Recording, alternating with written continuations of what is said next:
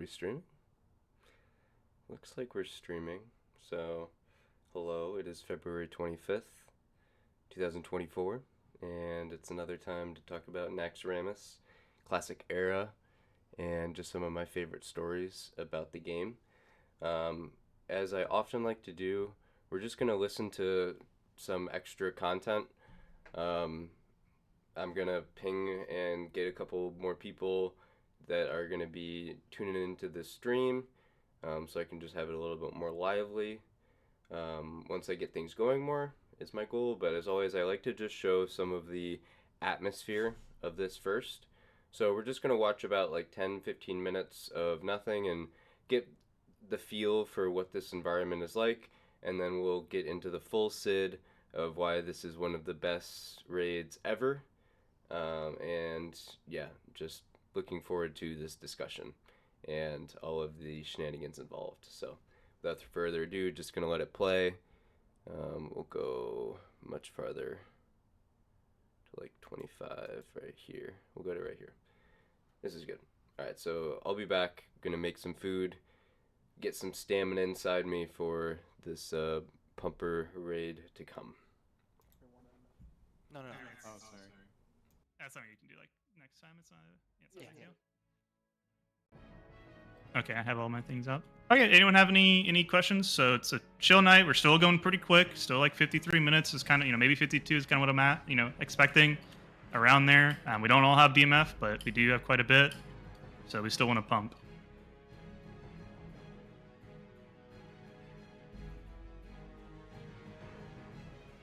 You need Coco to fix his PI macro? Okay, Coco, is it not...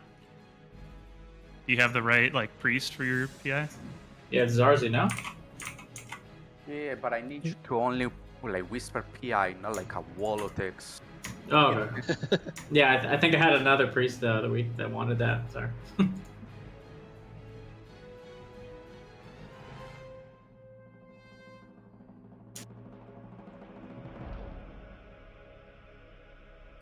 All right, well, I'll start doing shit in like 1 minute. But yeah, if everyone that's online, any non-battle shouters, you want to log in, we can get full buffs on people that don't have battle shout. Start doing priest buffs on the groups that are all here. Get bolts up. Yeah, you can queue up bolts. Pass on loot.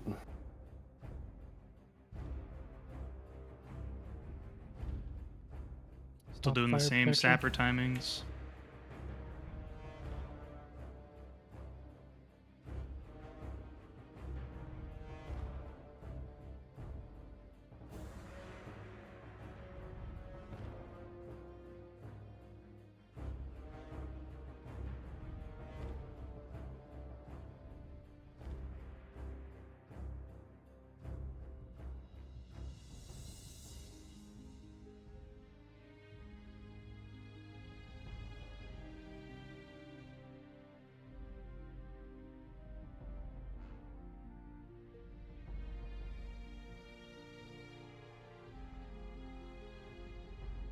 I'm going to give you leader, so tank. Okay. But I think everyone has assist. We should all be good. All right. Anybody need extra time, or are we... Give me like 30 seconds. Okay.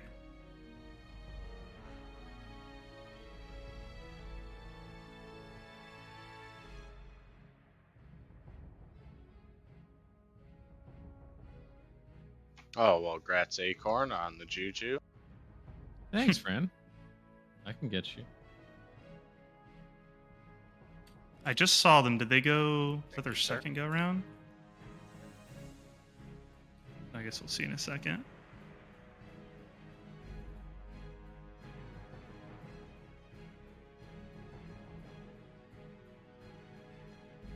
Okay, everyone log in.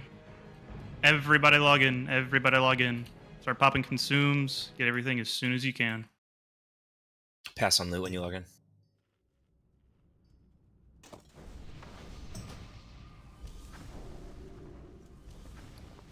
You can get down to the hunter, but don't go below me. Okay, you can get in the very corner right now. In the very corner. Healers, if I traded your health stone, trade one to a battle shot warrior. In the very corner, they should go to a noob's door here. We're not going. Stay in the corner right now. We're not moving. We're not moving. So they're going to go in the corner, then they're going to go to a noob, and then they're going to come back. So when they leave, I will tell you, and we'll get in a start position, and then we will unboon.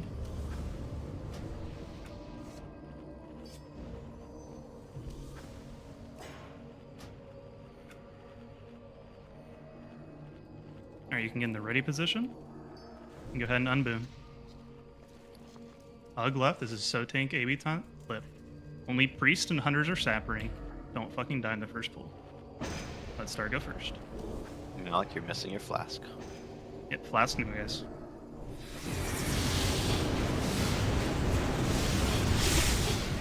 Straight in. Pick up bolts.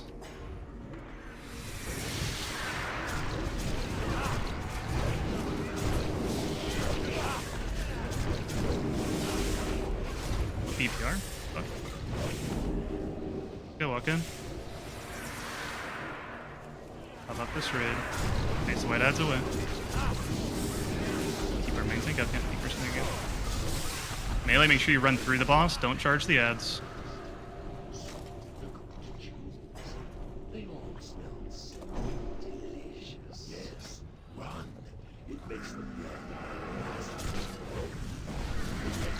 You offer in dead trinket if you're a rat and use it.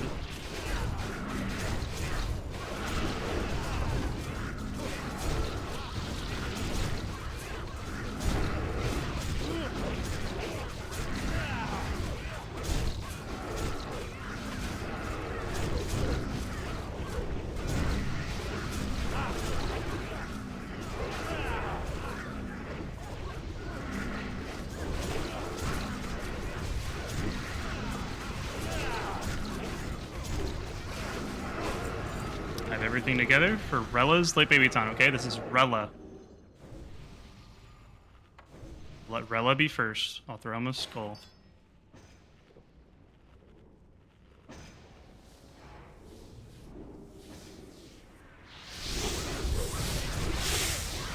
Go.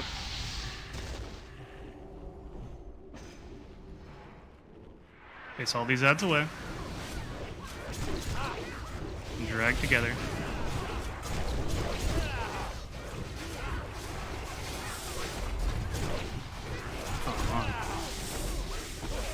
Just walk straight into this. This is a Malik, Lip Baby Taunt. Malik, then Ethereum, then Notkala. Going in. I'm just pulling all of this. Next is Ethereum, then Notkala, then Viserion. Go Ethereum. Notkala, go now. Viserion, go now. Next is Grassy, then Kazic, then... is this going to come back? Alright, we're just going to do this back. Next, Grassy, go now. Dummy. Pulling this. Put on boots now. Finish this, and we're going straight into Faralina. Alright, on you, bro. No global threat, we're on Star. This is going to be a Akron, Lit Baby Taunt, melee throwing dummies when we get down. Let's go. No global threat.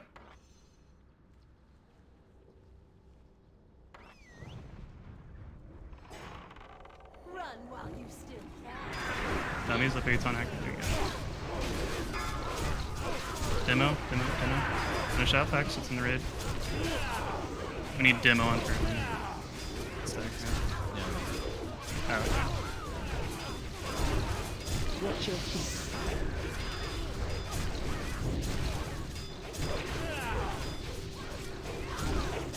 Watch your feet. I want to be late to AoE taunt, but just very quick. Alright, that's fine. We'll just use Foggy after this then. Okay. Boots out immediately. This will be a Foggy Lip every time. Jesus Christ. Alright, you can drop. Take off boots.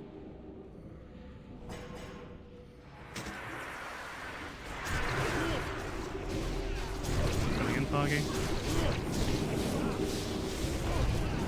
Walk straight in.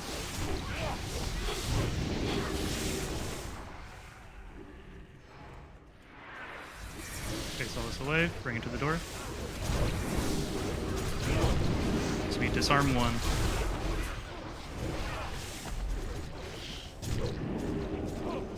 Disarm 1, drag it forward.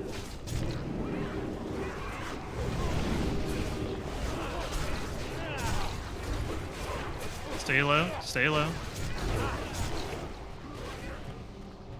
Yep. Coming. Can you distract the Gargs right now, LeBabe? Diamond. Hug left, let's go. Hug left, tight, tight, tight. Drag these up, everybody up. Let's go. Drag them together. Talk.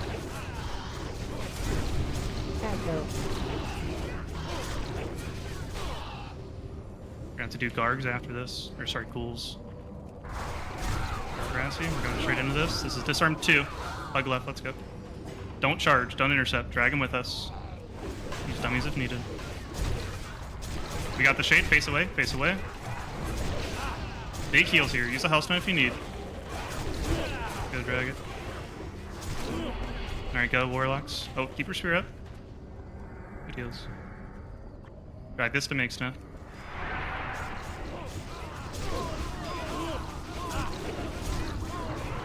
Take off undead trinkets if you have them. I'll click the summon with BF Wind. Everyone else get in here. Ford on sponges when you have a second. No one else click the portal. Get in here. Star's gonna be going deep. Walk straight in, Star.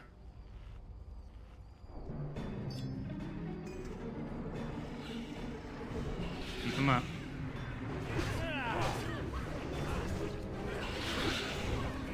Reese Warlocks, make sure you grab your web when it spawns in 10.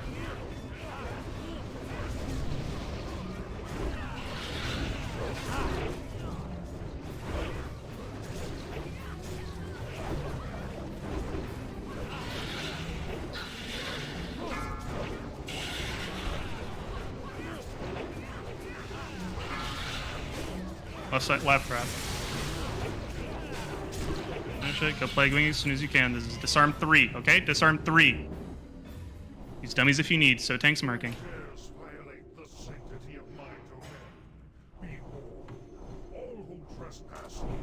Undead trinkets.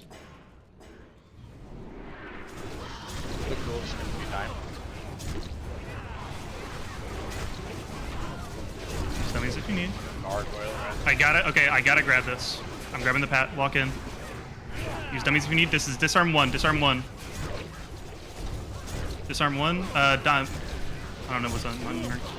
Use extra dummies if you need. Extra dummies. Cleave off of the ghoul. The guard. The guard has to die now. We got 1 stack already. Stack it up on the slimes. On diamond. Then walk straight into the next 2 pat after. Heal Akron. Keep them up. We call for ghouls or golems. Cards.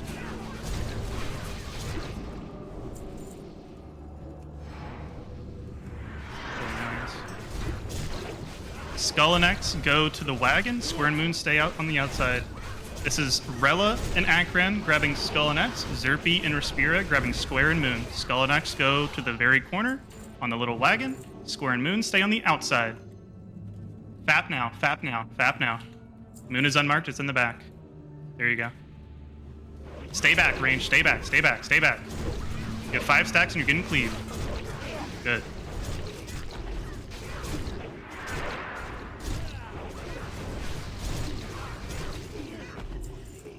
Let's go.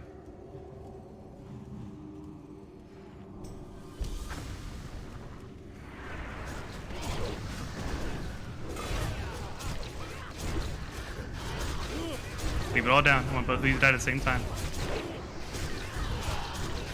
Alright, kill these at the same time. Drag these together.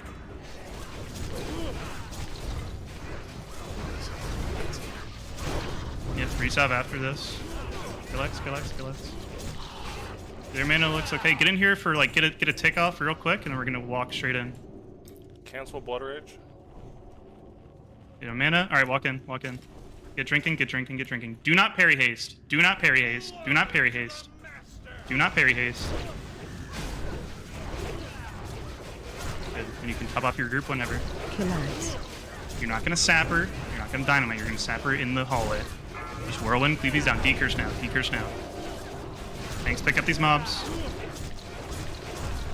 On silly, guys. Where the fuck is the tank? Pick him up. BR silly, salami. Spot buffs on silly. Be ready to lip and bop for this.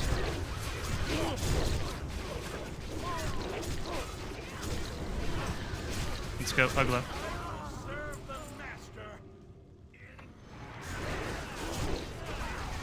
1 through 4 will sap her when these grubs get here. Oh, when X gets here. What is going on?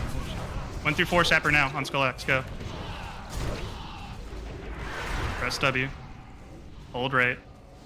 Finish off that bat in the back. Good.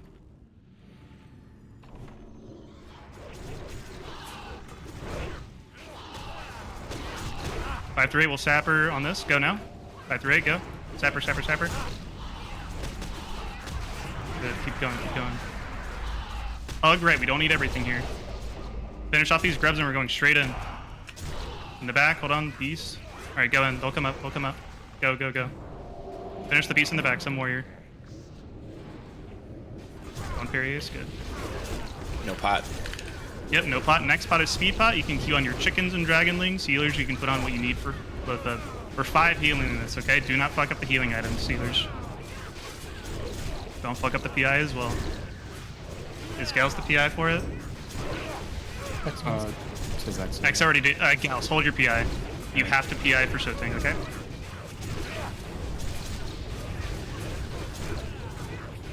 Demo.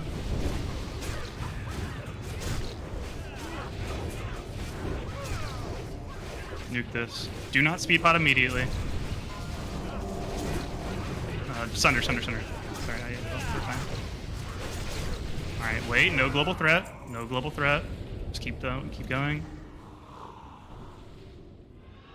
Wait. Sunder. Or sorry, Swift. Sunder. Speed pot. We shadow when we can, right? Yeah, now you shadow pot as soon as you can. People at the gate can already shadow. Yep. So Tank and I are lagging behind a bit. That's fine. Star's gonna be last. Still need like 20 seconds on chicken. No, we're going as soon as Star's in here. PI now. Use your chickens, dragonlings. Swap over. Eat if you need. Top off so tank as soon as he flasks. Top him off. He's walking in. Don't parry haste this boss. Get your mobs on the back of Lothab. Everybody. Square one spawning soon. Who's the pally here? Can we do the play on hands first? Yeah, it's... We'll do Light of Truth, first heal, your lay on hands, okay? I just went. It was okay, you're low. Yeah. We need Thunder Fury up.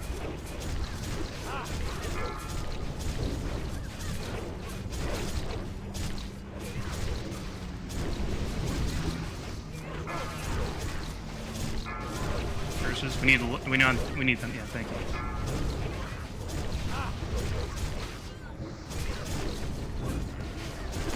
Fire.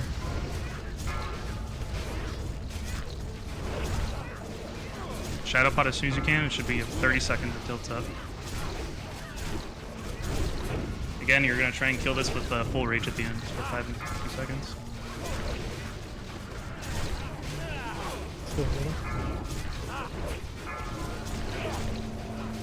No more spores. Kill the boss. Yeah. No more spores.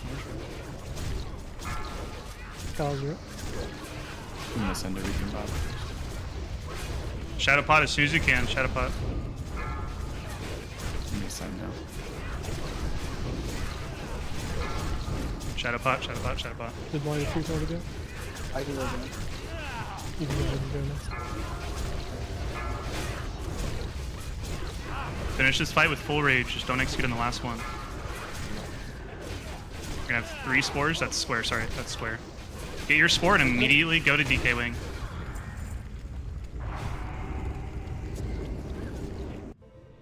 Alright, we're not gonna do all of them. We're gonna Akran first AV taunt. Zerpy's gonna be the next AV taunt, okay? Walking straight in. Let's go.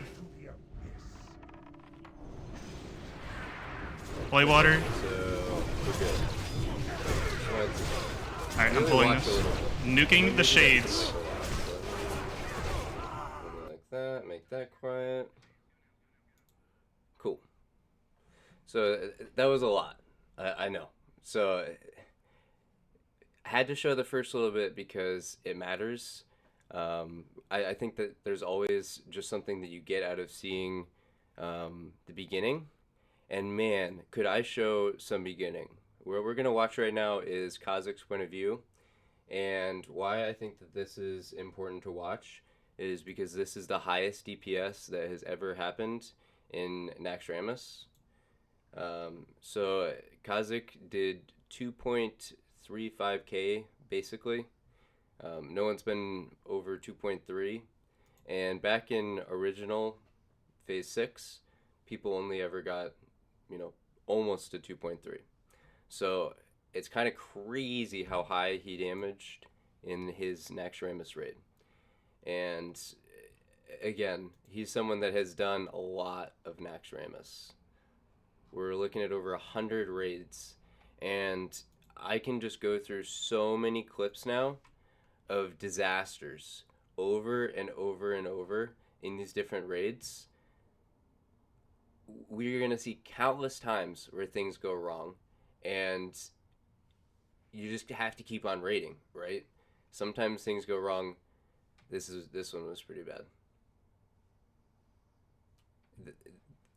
I think you could survive this by running back, but Petri to get out. So he survives that one. Your comms are super duper quiet, by the way. Okay, cool. Thanks for letting me know. How much better is this? Also quiet last VOD review. Let me know how much better this is. So, 1. But this sounds slightly better? Okay, cool. Well, we're going to have to deal with what we're going to have to deal with. So, wipe here. And this wasn't a wipe, actually. Slightly better. Okay, cool. Thank you for the insights. So, wiped it. Not, like I said, not wipe, but some deaths. This one was a wipe. What you're going to see here is a wipe.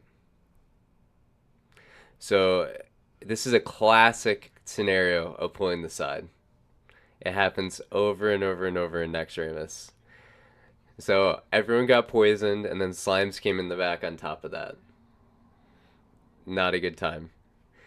And the comms in this are classic. We got to actually play these comms. They're so good. And too early, guys. He ran in. It's okay for him to run in. Yeah, he's supposed to. Oh, okay, we got it all. Yeah, we got So I'm gonna shout it anyways. Dummies down, dummies down, dummies down. We have slimes in the bomb. Are you serious? Are you fucking serious? I'm spamming you, Rages. I'm spamming you. Oh. Who was still in there to aggro them? That one's rough. That one's a painful wipe. They're endless. They're endless. This was like, what, 2 months ago it said? Like, these are all the time happening. Oh, so Kazic had an issue with his hardware on this one. So couldn't do anything to save himself.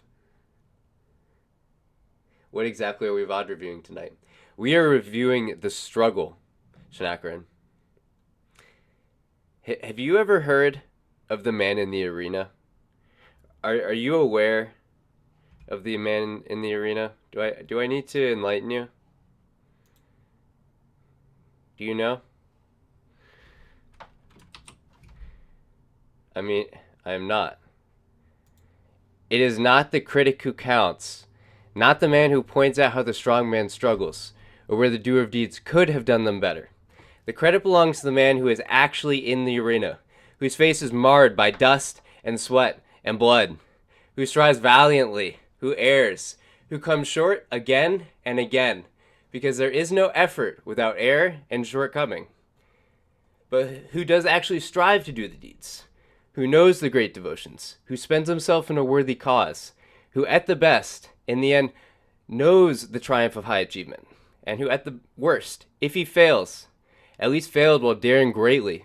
So his place in this world should never be with those cold and timid souls who know neither victory nor defeat. So that is what we are watching today. We are watching non-stop struggles where no one else has done as much Naxx Ramus in the ground over time as Kazic. And there have been other people. Five Sunders, please, has some of those people as well on the EU.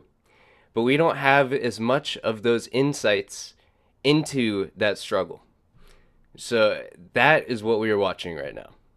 So let's watch another. That was beautiful. Thank you. So that is what we were watching. So, and this one, Retchers are the struggle.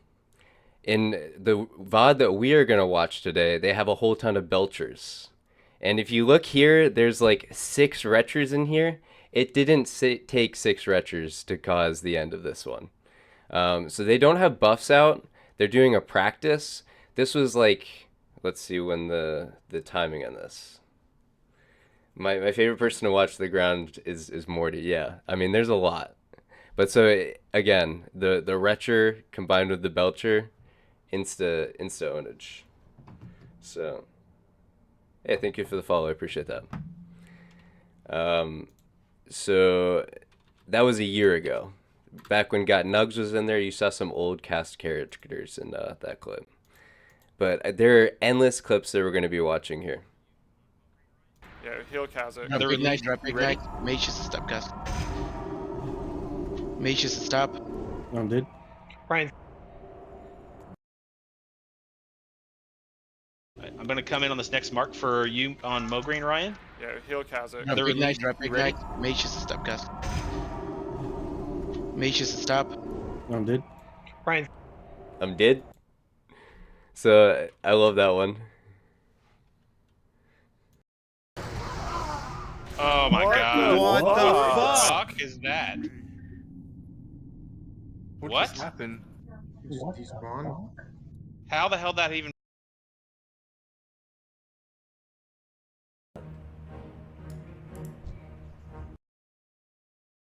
Flow work. Flow work. Flow work. Flow work. Flow work. Dude, like, how many times has it been called, man? Did some ground.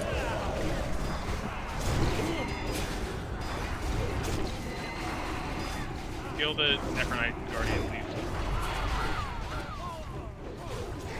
Like, I guess people go AFK, like, at bedtimes, I don't know. I don't know, yeah. So, Not you out of said you're- character for that individual. So, let's just, real quick, Dees, you said you are flying, right? I'm outside of Naxx now. Oh, okay. Yeah, you're outside. It's perfect. Is there a soul stone? Not that I'm aware of. Got DI'd. We have Thrundle's DI'd. Alright, then we're good. You can res the soul. Alright, you don't need to run back. That one hurt a bit.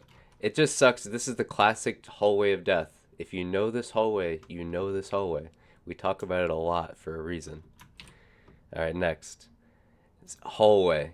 This cubby here is the worst. If we talk about the other hallway, that's a bad one. This cubby here is rough. Dummies to the right. Fuck, bring this to, oh fuck, bring that with us, bring that with us. Move it away, fuck me. Get across, jump. Giga Flux away. We need to get that red shirt out immediately. Move away from the red shirt. Fuck. Move it away. Range, kill the slimes. Everybody move to the left, move to the left, move to the left. Some tank pick up triangle as well to the left. Throw more dummies inside the slimes. Move towards patchwork. Gotta Please. move. Slime's coming, so take. Keep killing these slimes. Finish off these slimes. Throw some Dummy. Profierce, can you DI Malik? Profierce, where are you? DI Malik, DI Malik. Dot. Belcher I'm right in front of us. I'm waiting on everybody to get up here. 3, This 2, is 1, burn it. this is his old phase 6 guild. We pulled it. We pulled it. Alright, you're gonna fap. Keep going. Keep going. Keep going and fap. They wiped. That was a quick little one. Next. Also phase 6 guild. At 0.0. 5, 4, 3, Nas, somebody came out early. 1. They wiped. Next. Oh no, did I actually just stop my stream? No, I didn't. Okay, we're still good. Phew. Okay, next. You're You have to wait till it says drop comment. Yeah, it doesn't always You're work. fucked. Yeah, you're fucked. I Drop mean, the Oh, who fucking? Why didn't you DI me? Who's a paladin that has soulstone? Rez and DI Grassy. I'm gonna main tank. Straight up. Thank you for the follow. You have 30 seconds. Do it. I'm not trolling. Do it. Who, I don't Romaine, know. you have a Who has- soulstone? Who has soulstone? It's on Exo, so not happening. Please! Camus is gonna save you, bro. Oh! For the other It's over! Dude, imagine burning 3 Petries and How still. long do you have? 30 Petri. Hold on. How long do you have? Calm. How long do you have on your Petri? It's done! Oh It's my over. god. Why is It's over. Okay, next.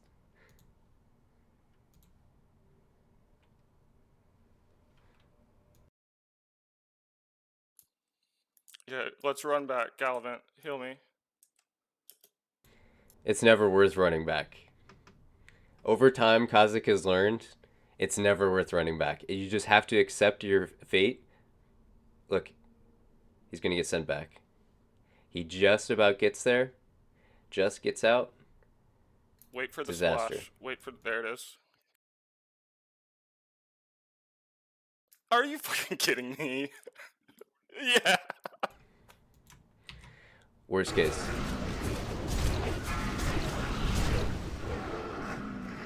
Oh my god, Are I'm you wedged. kidding me? That is so Blessing dumb. of freedom on Kazic, please. Wow, dude. I'm guessing you're getting it in the air. Wreck. Yeah, webbed and... Sometimes you just have to deal with Yeah, like, disaster. let's Sorry, I go. was muted Waiting on for a the second full. there. People, This one's bad. I think? Question mark? People die here for sure. Thank you for the follow. Appreciate that. Full ward buffs out. People just die. Oh yeah, Bill died on that. Yeah, big rip. Classic Bill. Yeah, such a grief. There's just times where you lose wreck. Like, it sucks. Oh my god, rip Hadria. Okay, Hadria dying.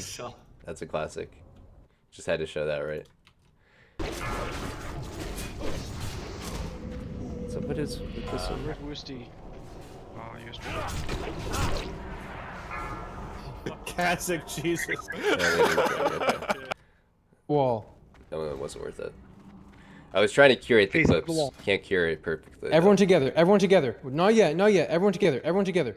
And go. Speed item. Dummies. No. No. Back. Fap. Run out. Run out. Stun. Okay. Someone didn't watch the VOD review. Someone did doesn't not know what watch to the do. VOD review. You gotta watch the VOD review.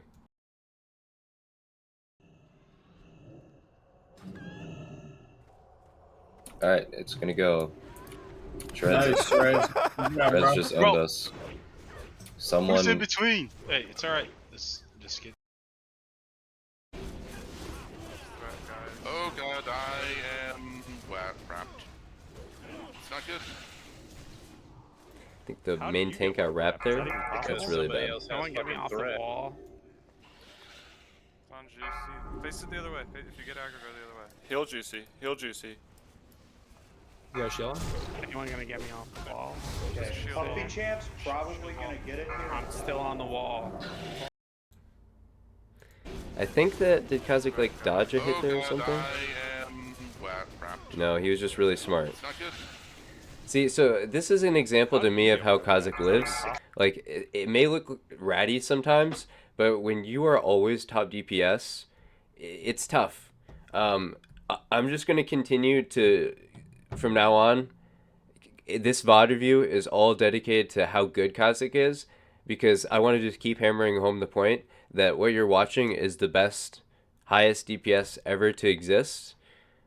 We need to remember what we are going to be watching today. Where, let's look here. In Phase 6, we got Nars, Alondo. Prowse is in Phase 7. He is still existing.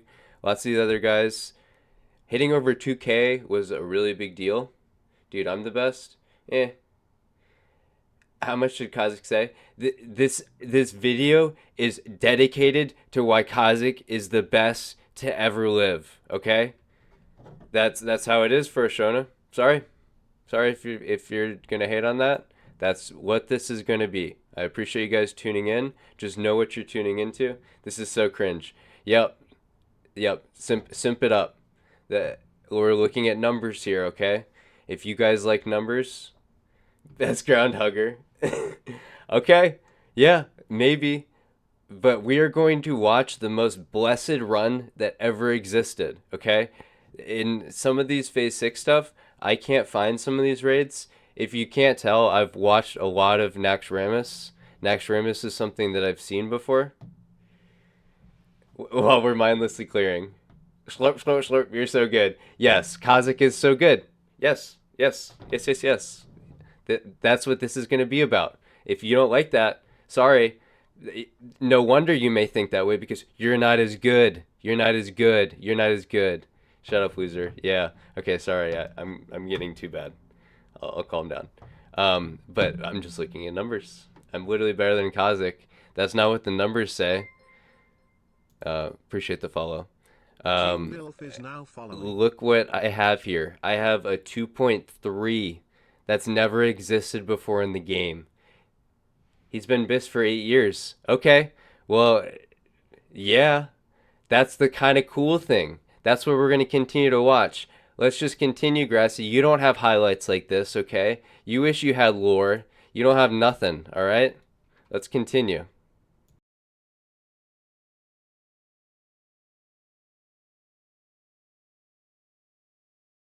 Bob Kazic. Thank you. You wish you got that. Grassy wishes he got that. Bops would be nice, not for him. You wish you could do this? Look what he's about to do here. It was my fault. What'd you do? We pulled a Dynamite's on skull. Just dynamite. It's okay. Just dynamite. Don't AoE. Don't go in. Who the fuck Safford? Go fuck yourself. That's going hard. Holy shit. Take care of all these. Pallies, heal up the raid. You wish you got that treatment. You can't Safford like that, Grassy. Sorry, I'll stop the Grassy hate. Yo, I'm for real ready for a no-show. Seriously. Raid's full. Okay. That's just how it is. All right. I see how it is. You called out and we replaced you. Okay. 10 minutes before raid's supposed to start, you guys just want to fucking throw me to the curb. All right. Fab, that's your fault. I think you're only here 'cause Shut the fuck up, Shreds. during the raid. That wasn't a very good highlight, sorry. Oh, what are y'all? No, what Use the dummies, fuck? Hellstones. Are y'all okay? I can't con. That was the last of Morty, so we just watched the last Morty arc. I'm pretty sure that's how it ended.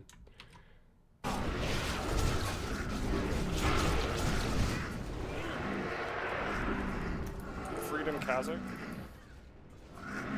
So this has happened to Kazic twice now. 2 times. That's pretty bad. Handstand job, are you at max range? Because you're scaring me. I'm at 3. Can't complain about Shreds getting put down. Oh my god. Sam, try to back up if you can. 159 health. Alright, I need to come. So that was an example of Kazic living. I think this is maybe like the one time I've ever seen him have a shield on. I don't see him having salve on here. So I think this may be like the one time that he was tanking. He has life-giving and Stylenes on. So I think this is the one clip that I've ever found. He does know how to tank. He's able to do other things. So don't let him tell you otherwise. He tanked once for us. Yeah, maybe don't trust it. No, he's the best. He's the best. Look, he does it all. Miriam and Malik, or Valeric. I got it. Yeah, I think it's one staff, one axe. Careful on this cleave here, guys. Careful on this cleave. If you're low on health, get out. Do not risk it on. Mediocre highlight there. He lived pretty easily. But he's very good about using health stones and stuff. He's normally like the top person using all these good things. Malik, no. What are you doing, Malik? What are you talking about? Deeper. Yeah, there you go. Kill Thane. There's Ilya. Jesus Christ. That's Mark 3 now? Mark 3? Yeah, so that was potentially a wrong corner. That was quite wild. I mean, you have to be on your toes when you have world buffs out like this every week. I think that's, again, just the point that I'm going to continue to make as we are getting set up here. You never know. Oh yeah, maybe it was just him being bad. Maybe. I mean, group 2, yeah, my bad. Are you kidding me, dude? God, There's no fucking way, dude. Oh my god, what are y'all doing? Resin past it. 3. Your hitbox still. Yep, there we go.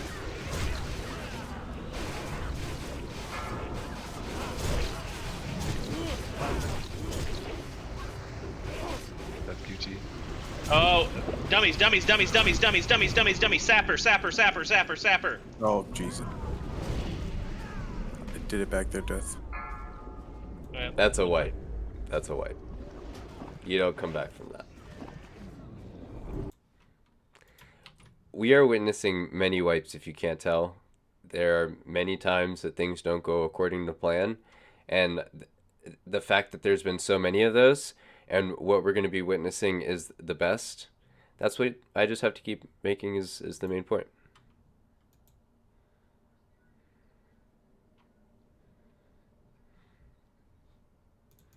One, two, three. Kazic, Moon, Barador, Triangle, and Diamond. Any questions? 1, 2, 3. Kazic? Kneel before me, worm. Don't even test me.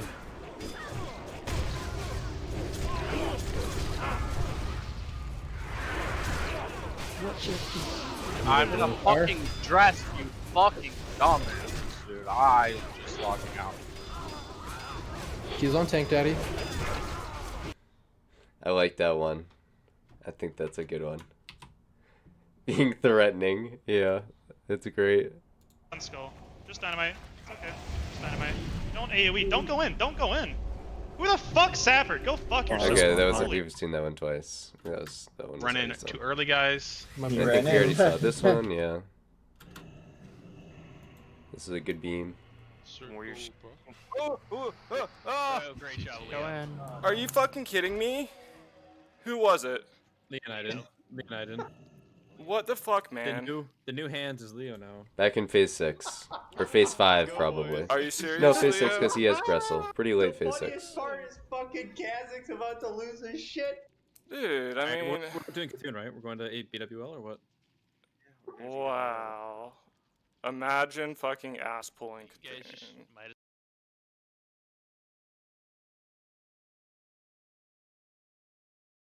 Malik. More ads. Thank God I just put my under. This was a unfortunate decurse wipe.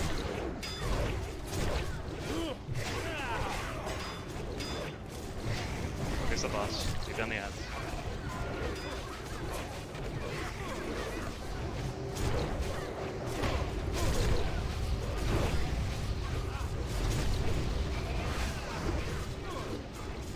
We gotta kill this. We have no more decreases. If you have Restipod or something, that's where we're gonna die. I mean, we're gonna die anyway. We're all Just gonna kill die. the boss. Kill the boss. Nuke the boss. Nuke the boss. Nuke the boss. Kill it, please. Alright. That one was great. Yeah, I don't know how you don't press decers. Hetfield and Coco had 6 and 5. Salami had 6. Like Doma, Sheepia, I don't know. Your UI better be fucking broken to fuck, because that is so fucking retarded. I'm sorry, but like that's so fucking. Okay. And the unfortunate thing when you look back at this wipe, the lesson to learn here was to shadow pot right away. This was back when phase 7 was doing some tech of practicing using different invis pots and cloaking devices, and instead of saving that potion, if they had all just used a shadow pot, it wouldn't have been a wipe there. So that one was one of the most tragic wipes of all to me, of just mage incompetence. You just cannot trust mages. Mages are the devil in World of Warcraft. They are only brought for decursing. That's it. We're continuing to move forward now. Land hands ripping if you need. Lip Coco, lip Coco. I did, and I got Pop, pop pop, pop Coco, pop Coco. I'm inside. Alright, just die, that's fine. Fix the X. We need more CCs. Alright, fix these. Yeah, Frost Blast open in 5. Don't Just chase. tank it. Don't Stop chase. moving, stop moving. Just leave it there. Tips of the dress. Heal grassy. Stop fucking moving. What are you doing? Frost Blast is open. Tips of the dress. Fix it. Look at that right there. All I heard was Grassy calling out heal Grassy, when he was potentially doing a bad job of being in a weird stack of causing 2 stacks to happen. When Kazic, in comparison, was out by himself when the stack opened so that it wouldn't chain. I think that this is just one of the best clips that I've ever seen that shows this is a pure gameplay where he is often sacrificing DPS. We are going to be watching here in this VOD. He could have hit 2400 easily if he wanted to. He just wanted to help out other people. This to me is just an example of how other raiders are so often sabotaging the raid. And yeah, no wonder Grassy is low prio on a little loot. Not surprised the fact that he's already been, you know, we're not actually going to talk about his history. It's not even worth it. It's not worth it. Okay, and another thing is just the amount of struggles of the different patches. I'm retarded, bro. Start the fight. I'm pulling shit through the door. Oh, I didn't do my fucking pet. You're fine. I'm gonna need a silly like buff shit. My bad. I fucked up my pet. Start the boss. Yeah. All right, it's going. I got a spirit coming. Can I get the warlock pets over here? That did eventually go through, but this was a patch, let's see, 6 months ago. Throughout the game since Phase 7 has happened back in 2021, June. So we are almost 3 years into that now. There have been many issues, and the fact that players like Kazic have persevered and just stayed so steady and consistent, that is what we need. That is what the game is all about why Era succeeds. So just a couple more here. This one was unfortunate. What was it? Oof. Is that me? Who was that? I think it was me, man. Another Morty death there. Looks like Kazic survives. Jin out. Okay, get out. I'm not moving. He's not ripping off me. Alright, turn I that guess I THC have back in pumper right now. through it. Right fucking now. Okay. Monka Giga. Alright, Hold the whole room. I got X. Sorry. He did perfect here. This is perfect Kazic gameplay. Careful of the skeletons. Kill skull first. Kill the 1-2 thing. Skeletons. Maybe we on the skeletons range. Got another A-bomb behind the group. Can you get it? I got it. Use your AoE shots on this last A-bomb. Skeleton damage. Heal the great. Another skeleton. So look at Kazic on the damage meters there Alright, compared to everyone else. He just did the best. Able to finish off all the weavers. No one else did more damage than him, besides mages, but they just are able to pad their damage meter and look like they're halfway decent on that compared to everywhere else where they're just not as good. So let's see. We are finally into the VOD here. So let's go back to the start. And we're just going to set up how he was able to prep for the best everyone. Let me just blow my nose here. A little under the weather. One sec.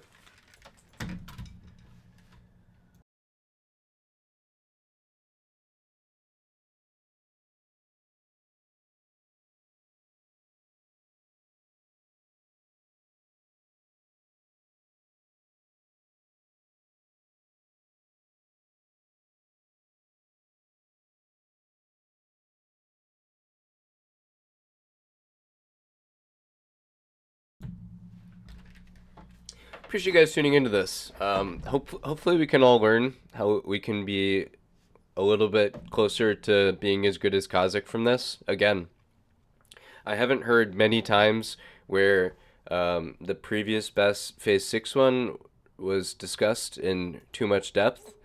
Bay from Maximum Effort. It was a 51-minute run, and Alliance side. Besides that, we have Noobs in the fastest ever run. There was some detailed analysis in that run. Obviously, it's a little bit harder for us to have some depth in understanding the comms because many of the people analyzing that don't speak that same language compared to us here having the privilege of speaking the same language as Kazic, so we are able to understand the same things as him. Again, that should make it hopefully easier for us to someday be as good as Kazic. Besides that, over on EU, there was a faster run in a couple months prior, and the run was not as good as Kazic's, but it was still really good. The thing about this, though, is that 5 Sunders, please, they often don't allow people to stream their comms. So, again, it just makes it a little bit harder to have the analysis of that inside armchair gamer review. Again, I haven't been able to give the disclaimer here yet, where you're watching something that I have no knowledge about. I am not able to have any full depth of Kazic's greatness. So, apologies if I say some things wrong. Apologies if I, don't give it its full breadth as like I should. That's just how it's going to be. But this is all about Kazic. Normally, we don't go in this much depth, but normally we don't get to have the best ever Naxx VOD to watch, because that's what this is. 2,300. Again, if we're looking back at all the runs that happened in Phase 6, I understand that people didn't have that much damage in comparison when you look at the gear and stuff like that. I'm not able to look back at these VODs now because I don't pay for the ability to do that. And also, who cares? Phase 6 is different than Phase 7. This is still the best run that's ever happened. He's going to be using sharpening stones that you can no longer get. That is one thing that I hope that we have that comes out of this discussion more than anything else. Please support the ability for Kazic to get more stones. That is the number one thing that comes out of this, is we need to have the possibility for more raids to potentially be this good again. I want this stream to be positive, knowing that we could have future opportunities to watch more content of the best raid ever. Kazic could have a better raid.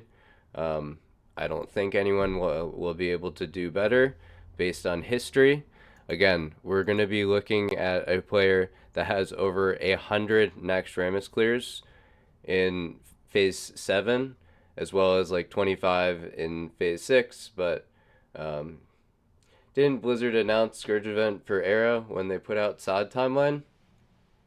No, my understanding is that was just a Photoshop. Because no one else is playing more you're cooked. Yeah, of course. Dude, obviously this is satire. Yeah, I'm super cooked, okay? Yeah. Yes. Yes. Yes. Have another one. Yeah. Yeah. I yes. But we must allow Kazic to get more stones. And other people who want to be as good as Kazic should have the ability to get those stones as well. Maybe you don't want to be one of those people. You mean for crutches? Yes, that's totally fair. You're right. Crutches to be as good as Kazic, I think that everyone should have the ability to have that. With 100 AP, I still won't be as good as Kazic. I would need more crutches than that. More, yeah. Yeah, for me, I need a lot more. I'm like Kazic is he's probably like 1.6 or 1.8 a lot of times with me. For a lot of people, it's like 2 or 3, as we're going to be looking here in the damage meters. Kazic is like 4, or maybe even like 6, maybe even 10 of some people sometimes. So it's going to be more than 100 AP for a lot of things. But I mean, I still think that hopefully a lot of people here support Scourgestone. If you do, can you just say +1? Like, am I alone? No, slurp. Where's the number 1 rank? I only see 99s. The number 1 rank. Let's see. So Kazic has like 4 99s or 5. He's number 1 rank overall. 1. Okay, thanks, Gordon. Appreciate you. No 99s. He does have some. Again, Kazic, 99s doesn't mean everything, Hillbilly. 99s is not all that Kazic is about. And 100s is not all that Kazic is about. Where is the 100? Okay? You want to know where the 100 is? Let's just search Kazic's name. He's the number 1 probably searched person I era. So I'll just add to the search number by searching his name again. So he has number 1 Thaddeus in the world and number 1 Saffron. His Saffron is just unbelievable. 10.3k. That's really, really high because he's got none. Are you happy now?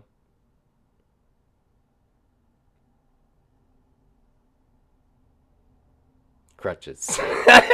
Okay. You're not gonna be happy. You're not gonna be happy, man. It's okay. You don't have to be happy, but yeah. So, and the thing that I know in my heart is that Kazic is not mad at you for thinking that crutches is something that needs to happen with Scourge Stones and that kind of stuff. Kazic just wants to get his Scourge Stones. He doesn't need you to bother him with your opinions. Your opinions don't really matter to someone like Kazic because he is the man in the arena. Looks like Alondo. I'm not sure who Alondo is in comparison to Kazic because Kazic is number 1 overall and there's no one else really like that. But I know Alondo is like pretty good at SOD and stuff.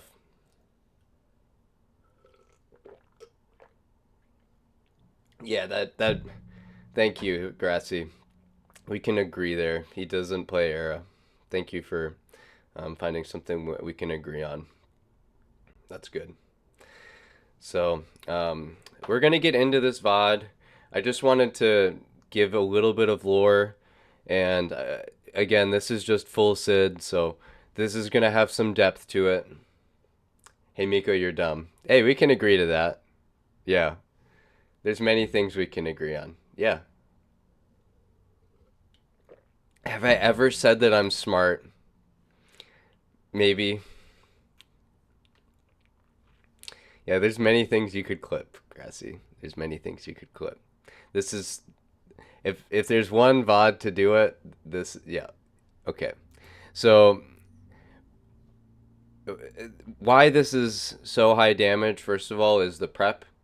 Let's look at the consumes going into this. So Kazic is going to be having just regular stones pre-popped. Can you clip the runs that I beat Kazic on? No.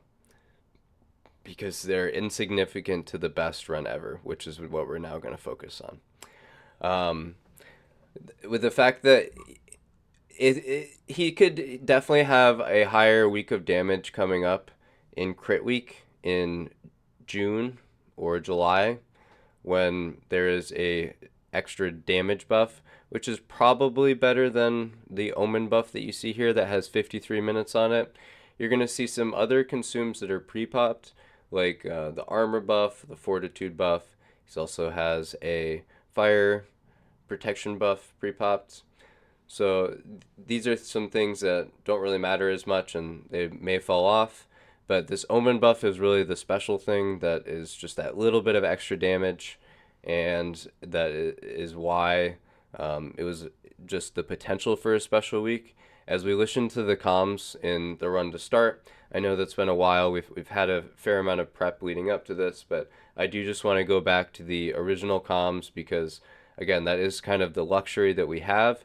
I hope that this VOD gets saved into a YouTube video or something like that for eternity, because it is the highest damage ever that has been done in Naxx Rammus.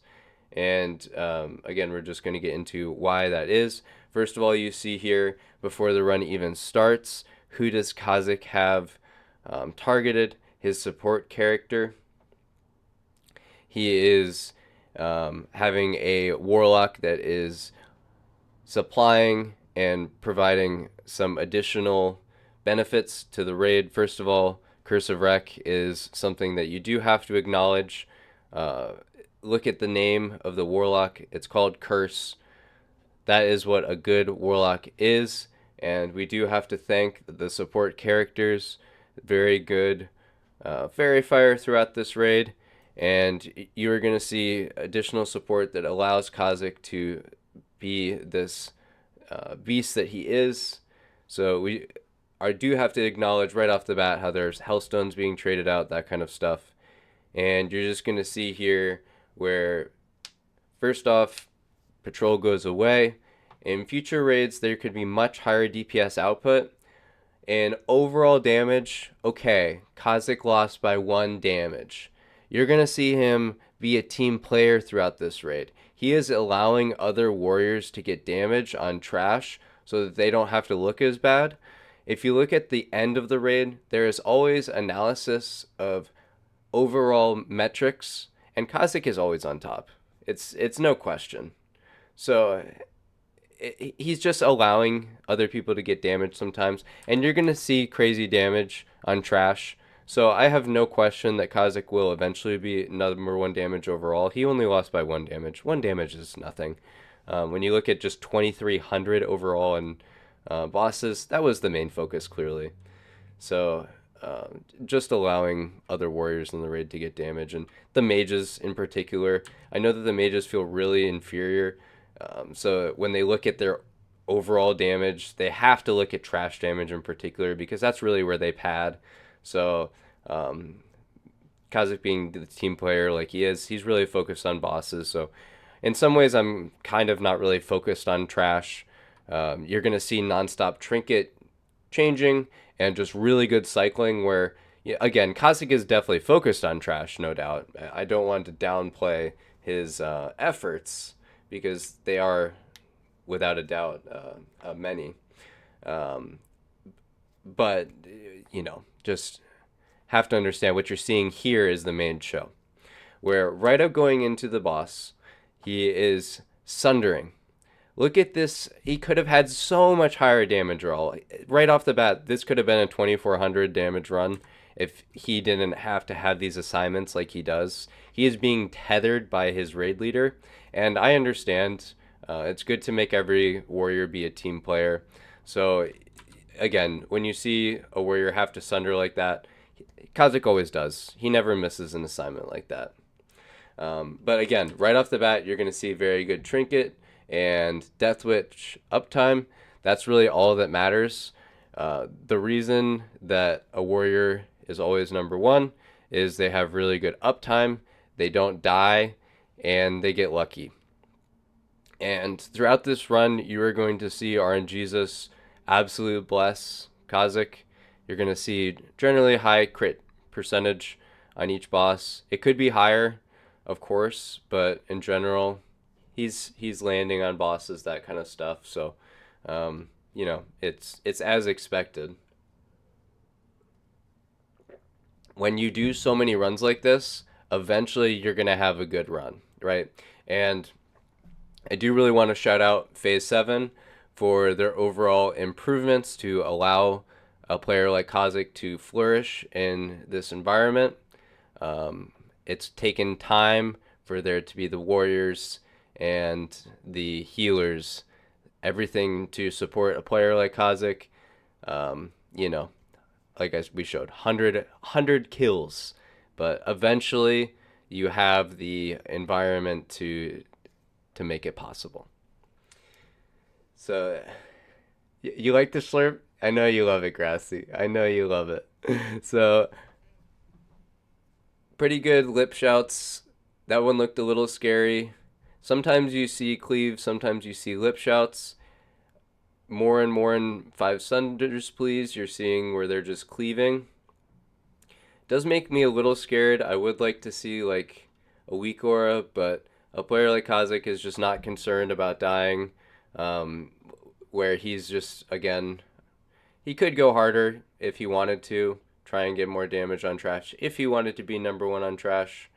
But again, the main thing is that he's so far ahead in general compared to everyone else. He just wants to let everyone else get a little bit of damage, clearly. It could be so much better. And again, this could have been a 2400 damage run, but he's focused on making sure that he's doing the overall raid mechanics. Could have had higher damage here if he was trying to be a rat. Could have had regular boots on, and could have had higher uptime starting in. But again, looks like, is this where? Never mind. So back-to-back trinket usage here. Slayers is really, really powerful. Just cycling trinkets throughout. Just watch and learn, young Padawan. Exactly.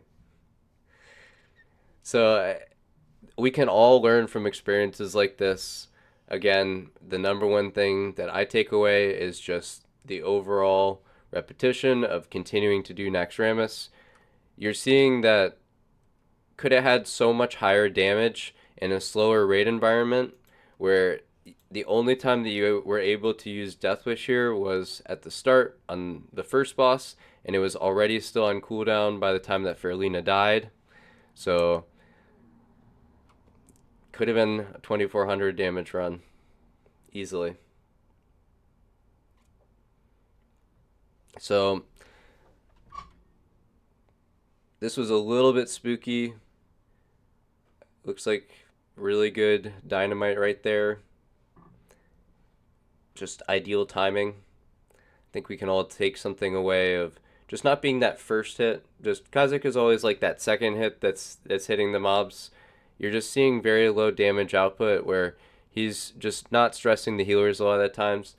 On occasion, he will ask for a bop or something like that, but as the number 1 damage in the raid, I think that it's really healer's priority outside of healing the tanks to heal someone like Kazic, because clearly he's just doing so much more than everyone else. So as we move on up here, going into the corner,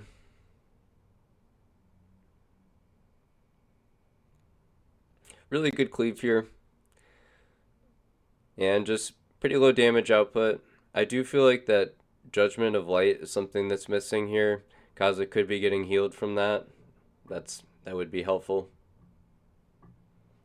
Laying out a bit thick.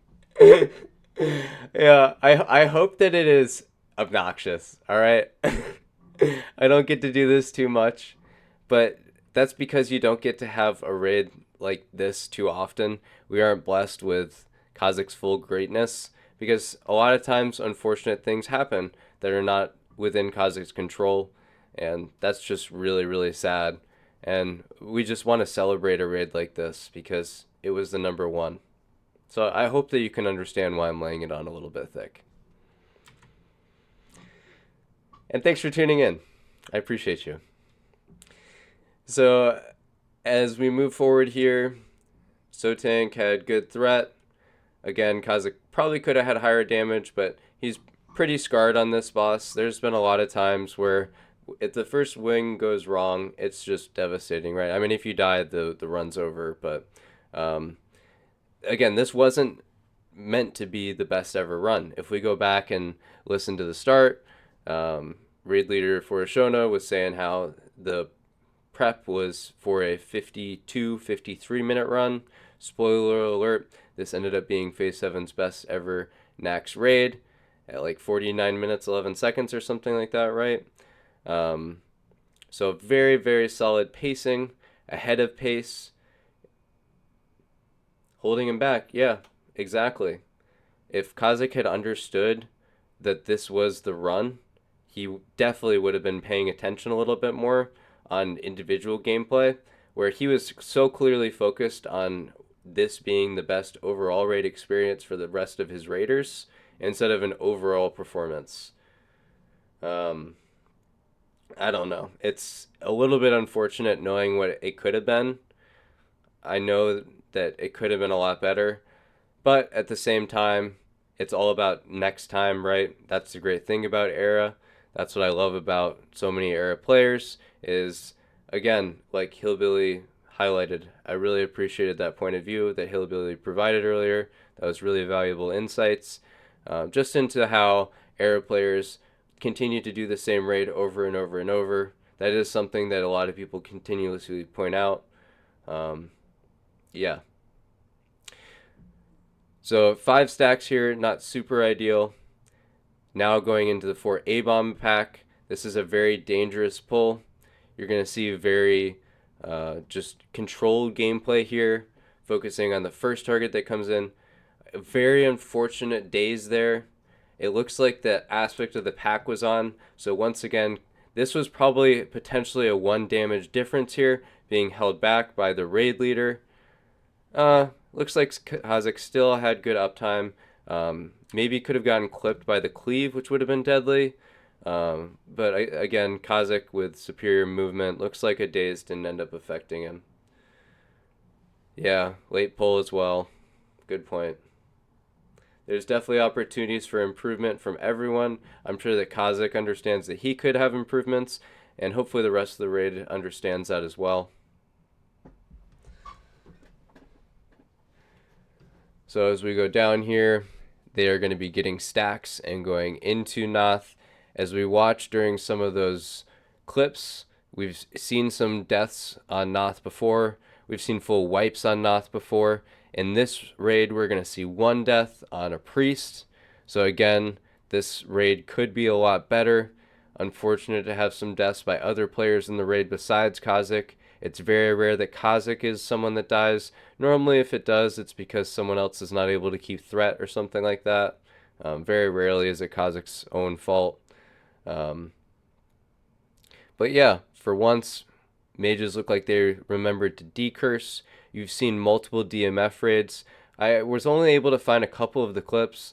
I think that some people are just so embarrassed of previous performances that clips no longer exist or something like that. But Kazic has had to endure multiple times of people just not doing their jobs on Noth and decurse is not happening. Again, unfortunate to have a healer die on Noth. That probably happens from another warrior not doing their assignment. But looks like Kazic did his assignment there, being #1 DPS. Just very consistently high damage. If you look at exact reasons why, this is a boss where he is able to wreck on. So we're just over 30 minutes into the raid now, it looks like, question mark. Actually, no, he has been saving wreck for that. So again, this is an example of why Kazic is, actually, let's see here. Yeah, so able to get 2 rec usages, and this is probably a lower rec uptime that we're seeing here for cleave targets compared to maybe getting it off for a noob. So again, you're probably seeing a potential 2400 run being ruined for overall just group performance. I think if the Kazic had wrecked on a Nubricon, definitely would have been higher DPS output. So it's okay to be held back. As we discussed from the beginning, the man in the arena is the only one that really knows the struggles. So we don't really know the turmoil that this causes someone like Kazic, knowing that they could do more damage. That's got to be kind of frustrating, right? When you know that you could do so much more and you just continually have to get held back as a warrior, that has to be a little bit tough. But again, we don't really know the mind of the number one person in the world because we're not it, right? So can only imagine what Kazic is thinking. So as we move up here, the focus is killing these grubs as quick as possible. You're seeing very, very slow or very, very minimal amounts of these slows going out. I think it could have been faster here. Looks like an unfortunate daze there. Kazic is continually helping trying to clean up the back mobs. And again, I think that could have had one or two more hits off the start there if he wasn't doing such an admirable job cleaning up things in the back there. Do you think that Kazic would be the number one Horde warrior in the world? Well, frankly, Horde doesn't matter, so who knows? That's where we'll leave it. So as we move forward here, looks like that fort was cast there on a group, kind of scary. You're seeing a couple chickens going out. Kazic seemed to have the curse there for multiple seconds. I think that's one thing that we could save as like a big area of improvement, is other people can make sure that they remove debuffs faster from Kazic. When you have someone that is so clearly number one damage like this, they just really should be the focus. Again, maybe I'm laying it on thick, but we're watching the number one damage raid, so I just have to give full credit to number one damage here, where it could be so much better. Oh, hello, Kazic. Thank you for gracing us. You'd be very dead for a long time. Well, again, that's one thing that we do have to highlight, is that there are times where Kazic could be going more ham. I think that he does play pretty passively. I have seen people play a lot more aggressively. I have seen Kazic die as well. You do have to play on the edge sometimes as a warrior player. That's just how it goes. So pretty good uptime here on Spore, being able to go in right away. I haven't been able to do like a whole ton of detailed analysis on these bosses as we've been going here, just because I've been so blown away at just the overall gameplay and prep and mechanics that we're seeing. If there's anything that you feel like needs to be called out, let me know. How do you up your DPS as a warrior if your tanks suck? Well, that's the struggle that Kazic has faced for so long. I'm glad that you bring that up. That when you have bad tanks, you are inherently held back, and that's kind of the struggle that a lot of warriors face. And when you do over 100 Naxx raids, hopefully eventually you get good tanks. You see Akron in this run, and for once, this is one of the very few times that there's been the crossing of Akron and Kazic together. And I don't think that that is without, too much luck or coincidence that we're while seeing these number one raids. I think that Sotank is a very good tank as well. But as we've seen in some of these highlights, he's not as good of a tank, or he's not as good of a warrior as Kazic. No one's as good of a warrior as Kazic. Akron's not as good as a warrior as Kazic based on the DPS meters. But, they're all pretty good tanks. Have to be a good tank to be able to be up top. Yeah, so I'm glad that you called that out there, Safana.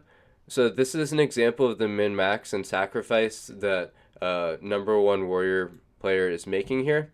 So let's see the consumes going into this fight.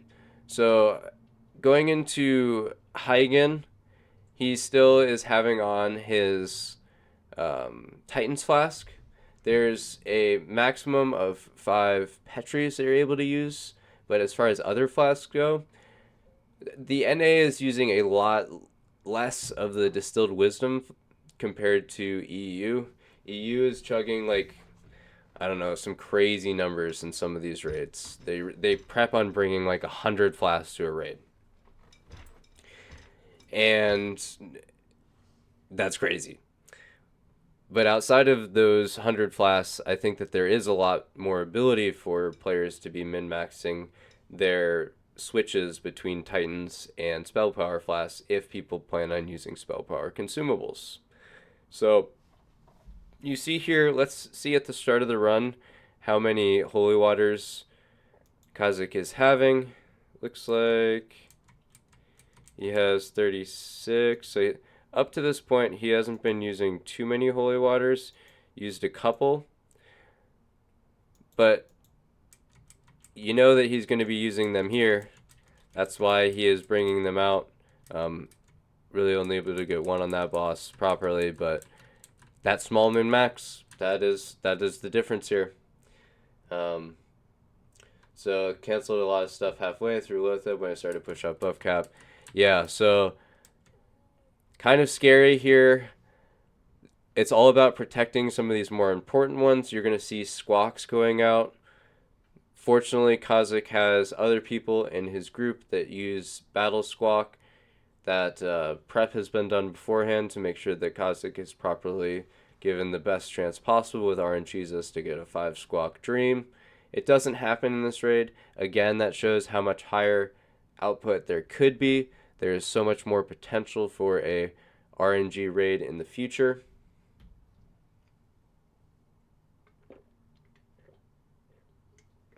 It's 3 dodges on Lotheb. Again, 2400. It is so within reach. So within reach. So you're seeing pretty good RNG on this boss though, with getting that double squawk and again good uptime, yada yada yada. Good cooldown usage. Having that Death Witch up for basically exactly the full time of the boss here, where 3, 2, 1, 0, dying right as the boss ends. That's some good timing right there. And getting a Spore at the end, going into the Naxx, and popping Titans to be tanky for this afterwards. Scary pull. Getting a really juicy Holy Water there. Scary spin. Raid stays in. 0 deaths. That was a really scary incident right there of a spin. I'm assuming that the, looks like that it was disarmed properly or whatever, but yeah, really good damage out by the raid. Scary, scary time. So as we're moving forward here, you're seeing the power of this Squawk. Very good Zerker Rage there to stay in the fight and continue DPSing. This is a trouble though, is as this is happening, I'm not sure, it looks like it's just getting naturally pulled. Or maybe it almost looks like Foreshun. No, it was just fear. Because I do question sometimes of just pulling these too early. Always need to make sure that you're pulling these pulling the Smiths, I should say, as late as possible in combat, so that Kazic doesn't have to get that debuff. And that really should be cleansed much quicker. I guess they're out of combat here, and it's not as big of a deal as they're just stuck waiting here, but just seeing that debuff on Kazic for more than a couple of seconds is just unacceptable in my eyes as a top DPS player. So again, this is an incident where Kazic could clearly have more than 1 overall damage. Just wanted to get food buff there, allow some other people to get some damage in. Can't cleanse Lotheb debuff. Well, a lot of people, if you look at that raid there, Safana, they're like 4 healing on Lotheb. It's actually incredible how little people are healing. They have a really optimized ability on this boss here. Oh, I clicked on Thaddeus. So props to the Phase 7 healers for the support that they provide Kazic. It's pretty incredible. 5 healers sit out on Lotheb. Yeah. So 1, 2, 3, 4. Basically 4 healing, and then Salami is just there for the Fairy Fire to support Kazic. That's a really important element. So I understand why they make sure that the druid is there, and then 2 of the paladins and 2 priests. So a lot of people are able to cleanse Kazic there in that scenario. When you think about it, that's like, you know, the 4 main tank should be cleansed, and Kazic. Outside of that, I don't really understand. Yeah. He's just so much above everyone else when it comes to damage in this raid group. So, as we move forward here, this patrol was a little bit scary. This is an example of the high output that's happening. The spore is just ending right now, and they got really, really good benefit of it right there to be able to just absolutely melt that pack. Very, very scary stuff. So demo shot was done, and the combination of the spore buff continuing with these squawks now lasting basically up until Resuvius is really, really powerful. They're just able to cleave in, keep owning. Killing these captains quickly is the main key. And just, yeah, absolutely melting this stuff. That square target scares me a little bit, how long it lived right there, and I just feel like, I don't know, the captain is a little bit spooky there, but anyways. And this stuff is just absolutely melting. I did forget to mention the battle shout that was done before the raid as well. We talked about the omen buff. Let's see how long the battle shout actually lasted. I do just like to always mention the battle shout. So you see it was at 7 minutes at max now. So if over a full wing of value, I think is really, really good value. So that to me is, that's gaming. That's gaming. So 7 minutes, that means he still had it here, right? Yes, so 3 minutes still. So when he had his wreck up, at least he still was able to use the nice juicy battle shout. That's pretty cool. So still up, still up. We're down to the 1 minute on it, 30 seconds. So went out right before Lotheb. Basically almost 2 full wings from the battle shot. That's pretty sick. Could be better though. I think that 5 Sunders Please does a really good job of having like an optimal start for their warrior players. It's tough when you do the skip as the start, but yeah, it's just something to think about in the future, how best to make sure that Kazic has the buff for as long as possible.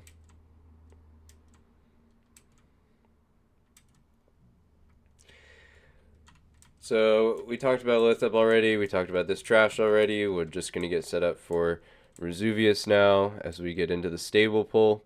Stable pull is pretty scary, but there's only been a couple wipes to it in the Phase 7 history compared to some of the other tech that has been more painful.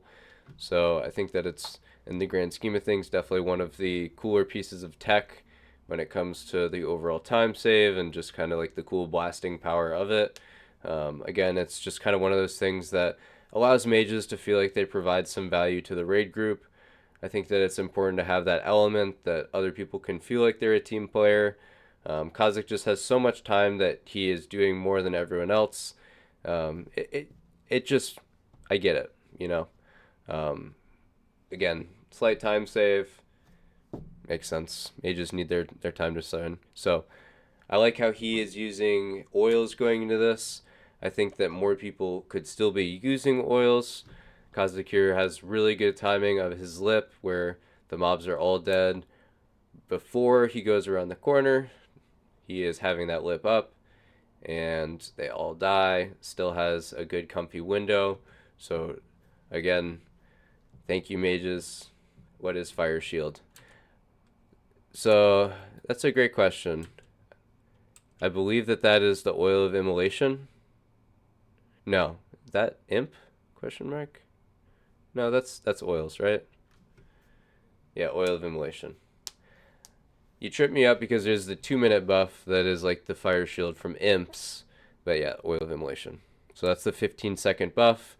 That's what I think still is missing from Phase 7 tech to give a little bit more ability to just kind of walk around.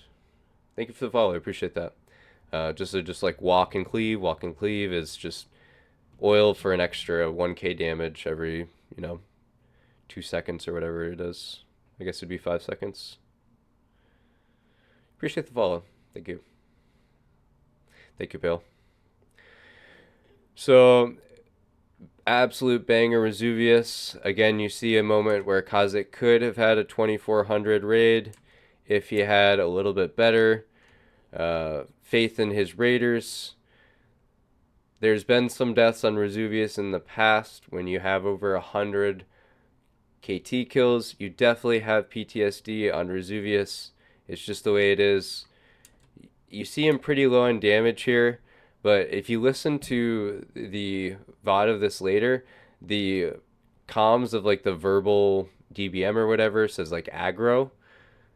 I am numb. What up? I appreciate you.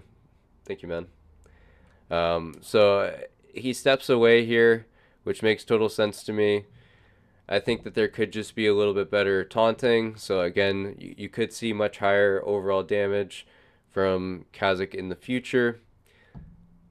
This is, to me, is just one of those times where he just played a little bit safe because he's been burned before. LeBabe did a good job of being highest on threat. You see a rogue do their job there where they understand that they're not as important as a warrior.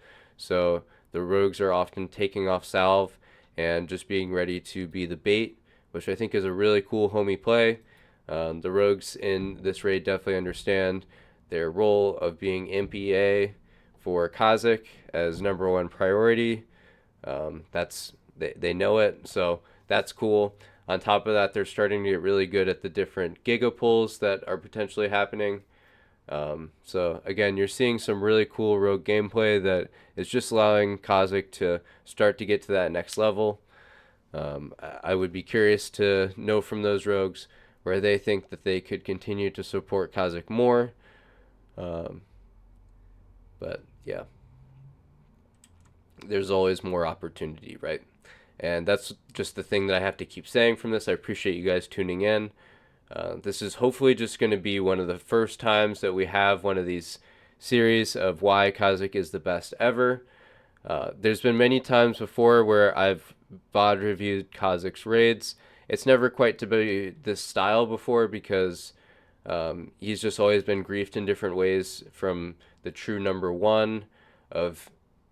It would always be like, oh, the EU raids had better better raids, and Phase 7 was nowhere close. And over on the Horde side of Whitemane, they have some really, really good warriors. Gressel THC is definitely a contender with Kazic. And on Horde side, you have Wind Fury, so it really doesn't make logical sense why Kazic is higher overall compared to some of these other raids. Again, let's just look at some of the things here. Gothic isn't super interesting. Of course, Kazic does a really good job on Gothic, so we'll go back to that and watch it because we have to watch this whole VOD. But if you just watch and look at some of these different raids here, I've watched most of them because I've been curious to see where they are not as good as Kazic, what causes them to not be as good. I think that's important for me to be able to have this VOD review. I have postponed this VOD twice now so that I could do more research and make sure that I know why Kazic is so good and better than every other person in the logs. Why is he #1? It's kept me up at night. I'm going to be honest with you. Why? I don't know, people always say that they're better, and I just don't think anyone is going to beat that. 2300 is a very, very high number, because when you look at some of these other raids, some of these are a little bit more parse focused, like this Alonda raid on Horde side. They had really, really good RNG over time, could have been better, and obviously it was back in Phase 6. He's better by a good margin too. Yeah, that's just the thing. Like, there's a lot of 2K. Like, 2K was really good, and these new raids are really solid. Noda, these are all really, really good raids. And I understand that, like, oh, these guys, lots of them are not BIS. But, like, Nars was almost full bis, and he's 2100. Sad Dyslexia. Let's see how geared they are. I'm sure they're not like. Let's see how full bis they are. I think that they can still get a couple more things.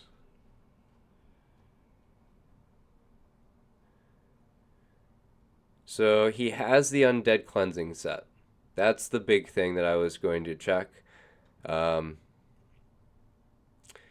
He's got everything that matters. It looks like he doesn't have the KT bow or DFT. I think Kazic is still missing DFT. After all this time, he'd still want DFT. So when you're talking about like best ever, there's still items that Kazic doesn't have. He's allowed other people to get items before him, and I think that that is just part of the narrative and the slander that goes against this best performance. Is you can say, like Hillbilly like was saying before, he's full bis, cope, crutch, all these different things. Say whatever you want, but there's still going to be better than this by Kazic potentially. He still has the potential to do higher than this. This is not the best ever, in my eyes, that we're ever going to see. The Phase 7 raid environment is getting better. Going into this raid, they didn't think it would be their best ever raid. If you design a raid around Kazic having his best ever performance for once, I think that he would actually do a lot better. Maybe we'd see 2500 if he was actually given some priority like he should properly be given. Yeah, see. Thank you, Kazic. Thank you for that insight. That is really important. I'd rate myself an 8 out of 10. So much room for improvement. When we look back at this, and it's almost a little painful, right? Where it's like, oh, do I need to say the man in the arena again? There's always going to be mistakes. There's always going to be errors, right? That's just how it's going to go. It's just another rep. And it was DMF week where most people had DMF. It's a couple of people didn't. I think that this 5 Sunders Please raids a couple months prior looks like it was on the 12th, so in comparison, probably a little bit more of a juiced raid. So there always does be that argument of the so-called shreds effect, where if some people have a more juiced up ability, does that take away? Do they like eat more of the pie is the question. And I think the answer to that is who really cares? Because very clearly Kazic is just better. So maybe you do eat a little bit more. It's like padding or whatever. Yeah. It was an honor to be in the same Twitch chat as the best vanilla warrior ever. Well, you say best alliance vanilla warrior. It's not just alliance, right? This is both sides. And I think that that's something that I find very interesting when I look at these individual parses, is a lot of these individual parses are going to be by Horde players, besides the fact, of course, the cheating mages. As we've previously talked about, mages just don't really do things properly in Naxx Rammus. Over and over in these clips that we watch, we see mage misplays that just cause other issues for players, and it's kind of tiring, but I just have to keep talking about it because I just know that players, they're not as good as Kazic, but if they have to be in that raid environment, that wears you down. And, you know, when you're a player like Kazic that is doing over 100 Naxx Rammus raids, you probably just don't feel really appreciated as much if you have this. Just so we're all on the same page of what we're seeing here. This is just a really unfortunate Warcraft logs scenario where, hey, that's awesome, Fail. I love that. So, thank you. I'm really happy. This proves my point so wonderfully. This is one of the best VOD reviews ever. Oh, I'm so happy right now. Thank you for being here, everyone. Have to get comfortable to phrase this. These mages here are all part of the same collusion where they just want to see themselves higher on overall logs. And I know that that's not what Kazic is doing. Kazic is just wanting to have the best performance overall for the raid. It doesn't matter silly logs like this. So what's happening is, if we look here, we're going to see a Patrick kill that is 1 minute and 57 seconds long. And we're going to see 4 mages in this raid. We see a mage here that... he's got ATS. He's very geared. He looks like he's like Abyss mage.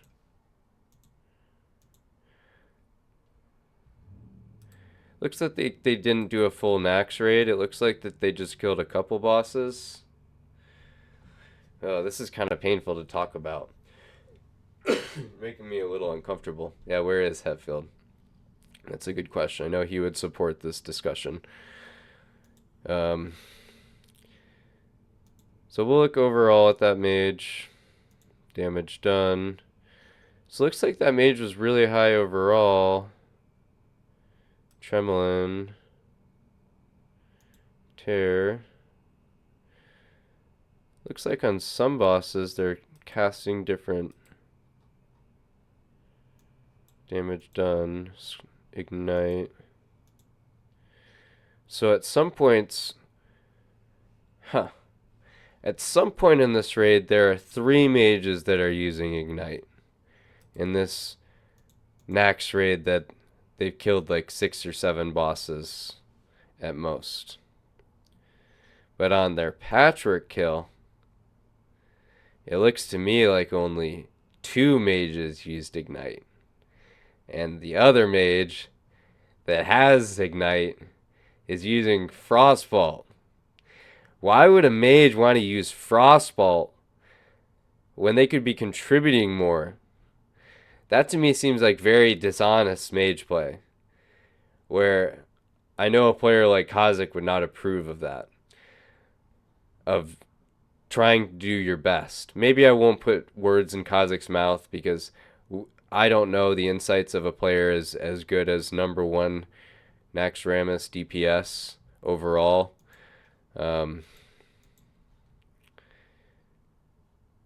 Again, you're not seeing any mage overall on highest DPS here. You're only seeing on a couple bosses that mages are able to cheese and do things like this. I think that's very dishonest gameplay.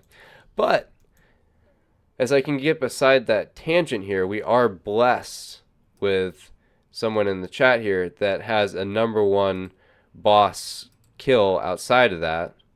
As I go back here now. Sorry, I got a little distracted by, unfortunately, some dishonest gameplay. We are blessed with Ultralight here, who is a Horde warrior that has 2300 on Patrick. And that's just about as, almost as exact as you can get with Kazic's overall encounter damage. But once again, the point that I want to make here is how high you're often seeing these Horde warriors in comparison to a lot of Alliance warriors. Hey, GDQP Daily, let's go represent. But nonetheless, you're seeing like almost 2-minute kill time with some of these dishonest mages. It looks like Ultralight had really solid RNG potentially, and you know, this is just the downside of being a Horde warrior, is that you're seeing that fetish usage instead of a potential second offensive trinket. So that is just the downside. That is why, unfortunately, Kazic has to be Alliance, because there's just that higher overall output on average. Kazic isn't blessed with people that can have perfect threat, so it's just a little bit easier for the Alliance environment. You're allowed to ask for bops on Alliance side. So these things just contribute to players being able to support Kazic better. Too often you see Wind Fury issues and stuff like that, and that just has to be very frustrating. The Wind Fury on Patrick was pretty insane, yeah. I'm instructing all Fury warriors to spec I have deep wounds for this week so I can get more deep wound damage. That sounds like a really good idea. I could see why that would be optimal.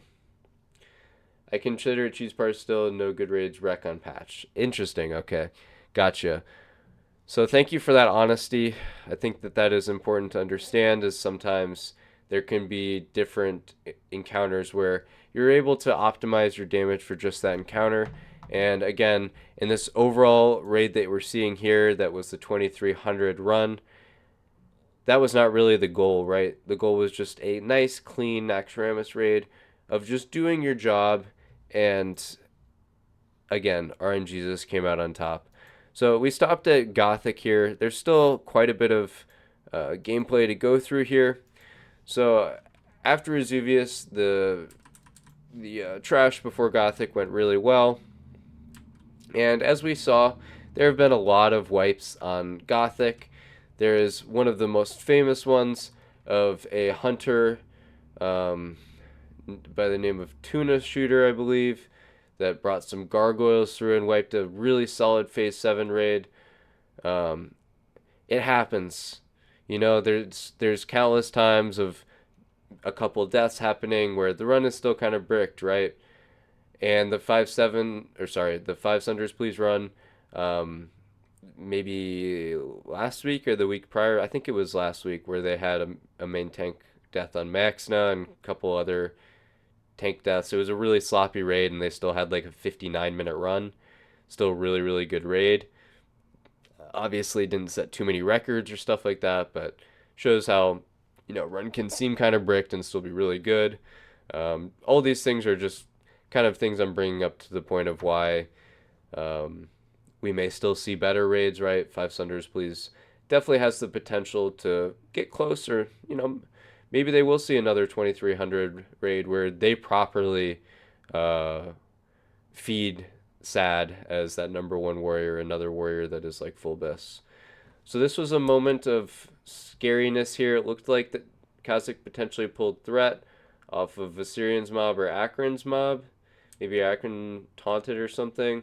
I don't know. That seemed like a kind of a scary moment for me for half a second, where I was a little bit concerned for Akron, or sorry, for Kazic.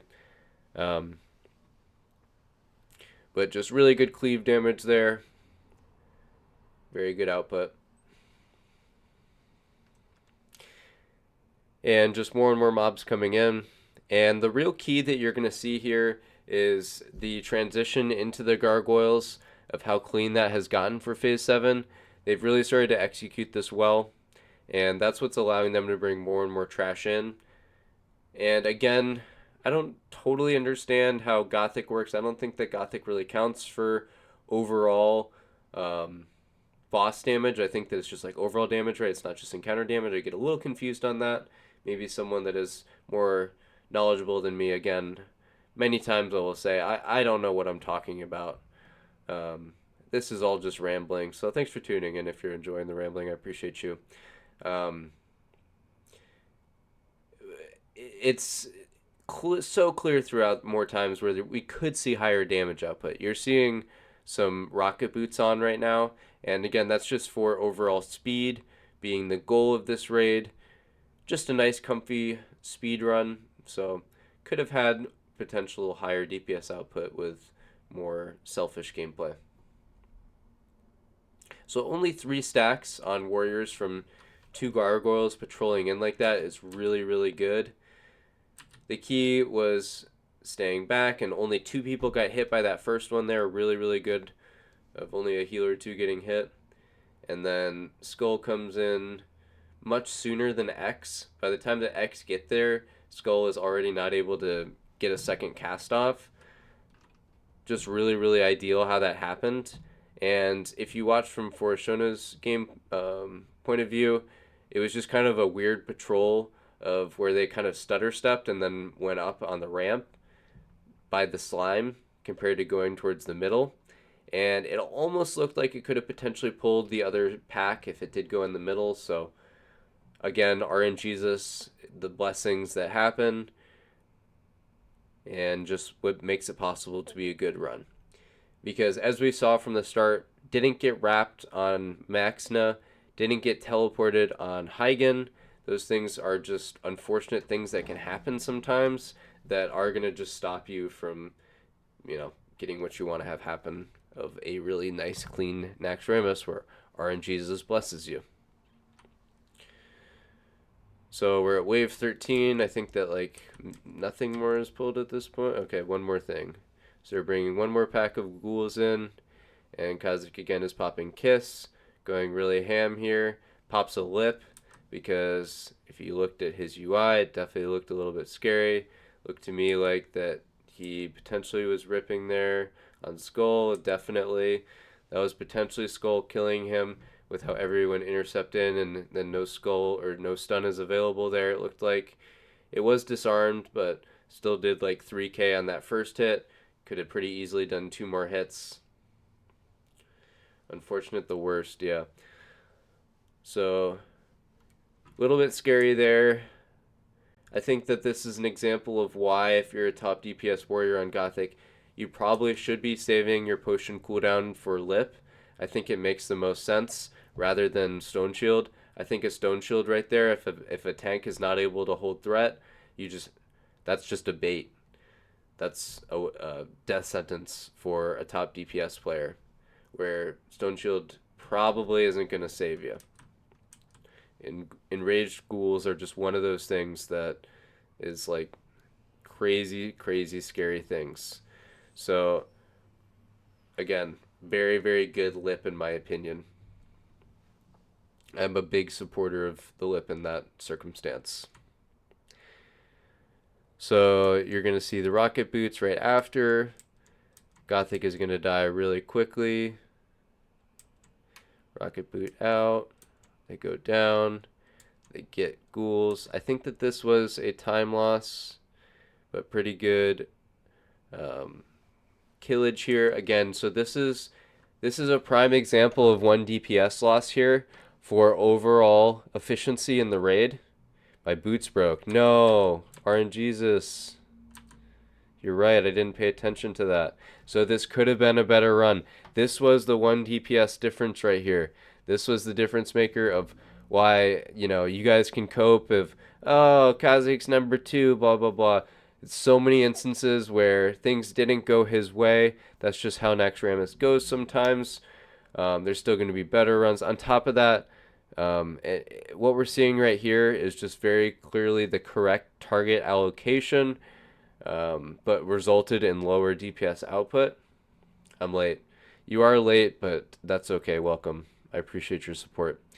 So what you're seeing here is he's going on Skull and X of the new targets that the raid needs to be on, of these acolytes. I think it's a little scary to have enraged ghouls, so those needed to be stunned and stuff instantly, but it would have been a higher DPS output, selfisher, greedier, grassier move, if you will, to stay on those ghouls and just try and cleave off 4 targets compared to making sure that those acolytes died quickly, just to make sure that burst of damage didn't go out, which it didn't.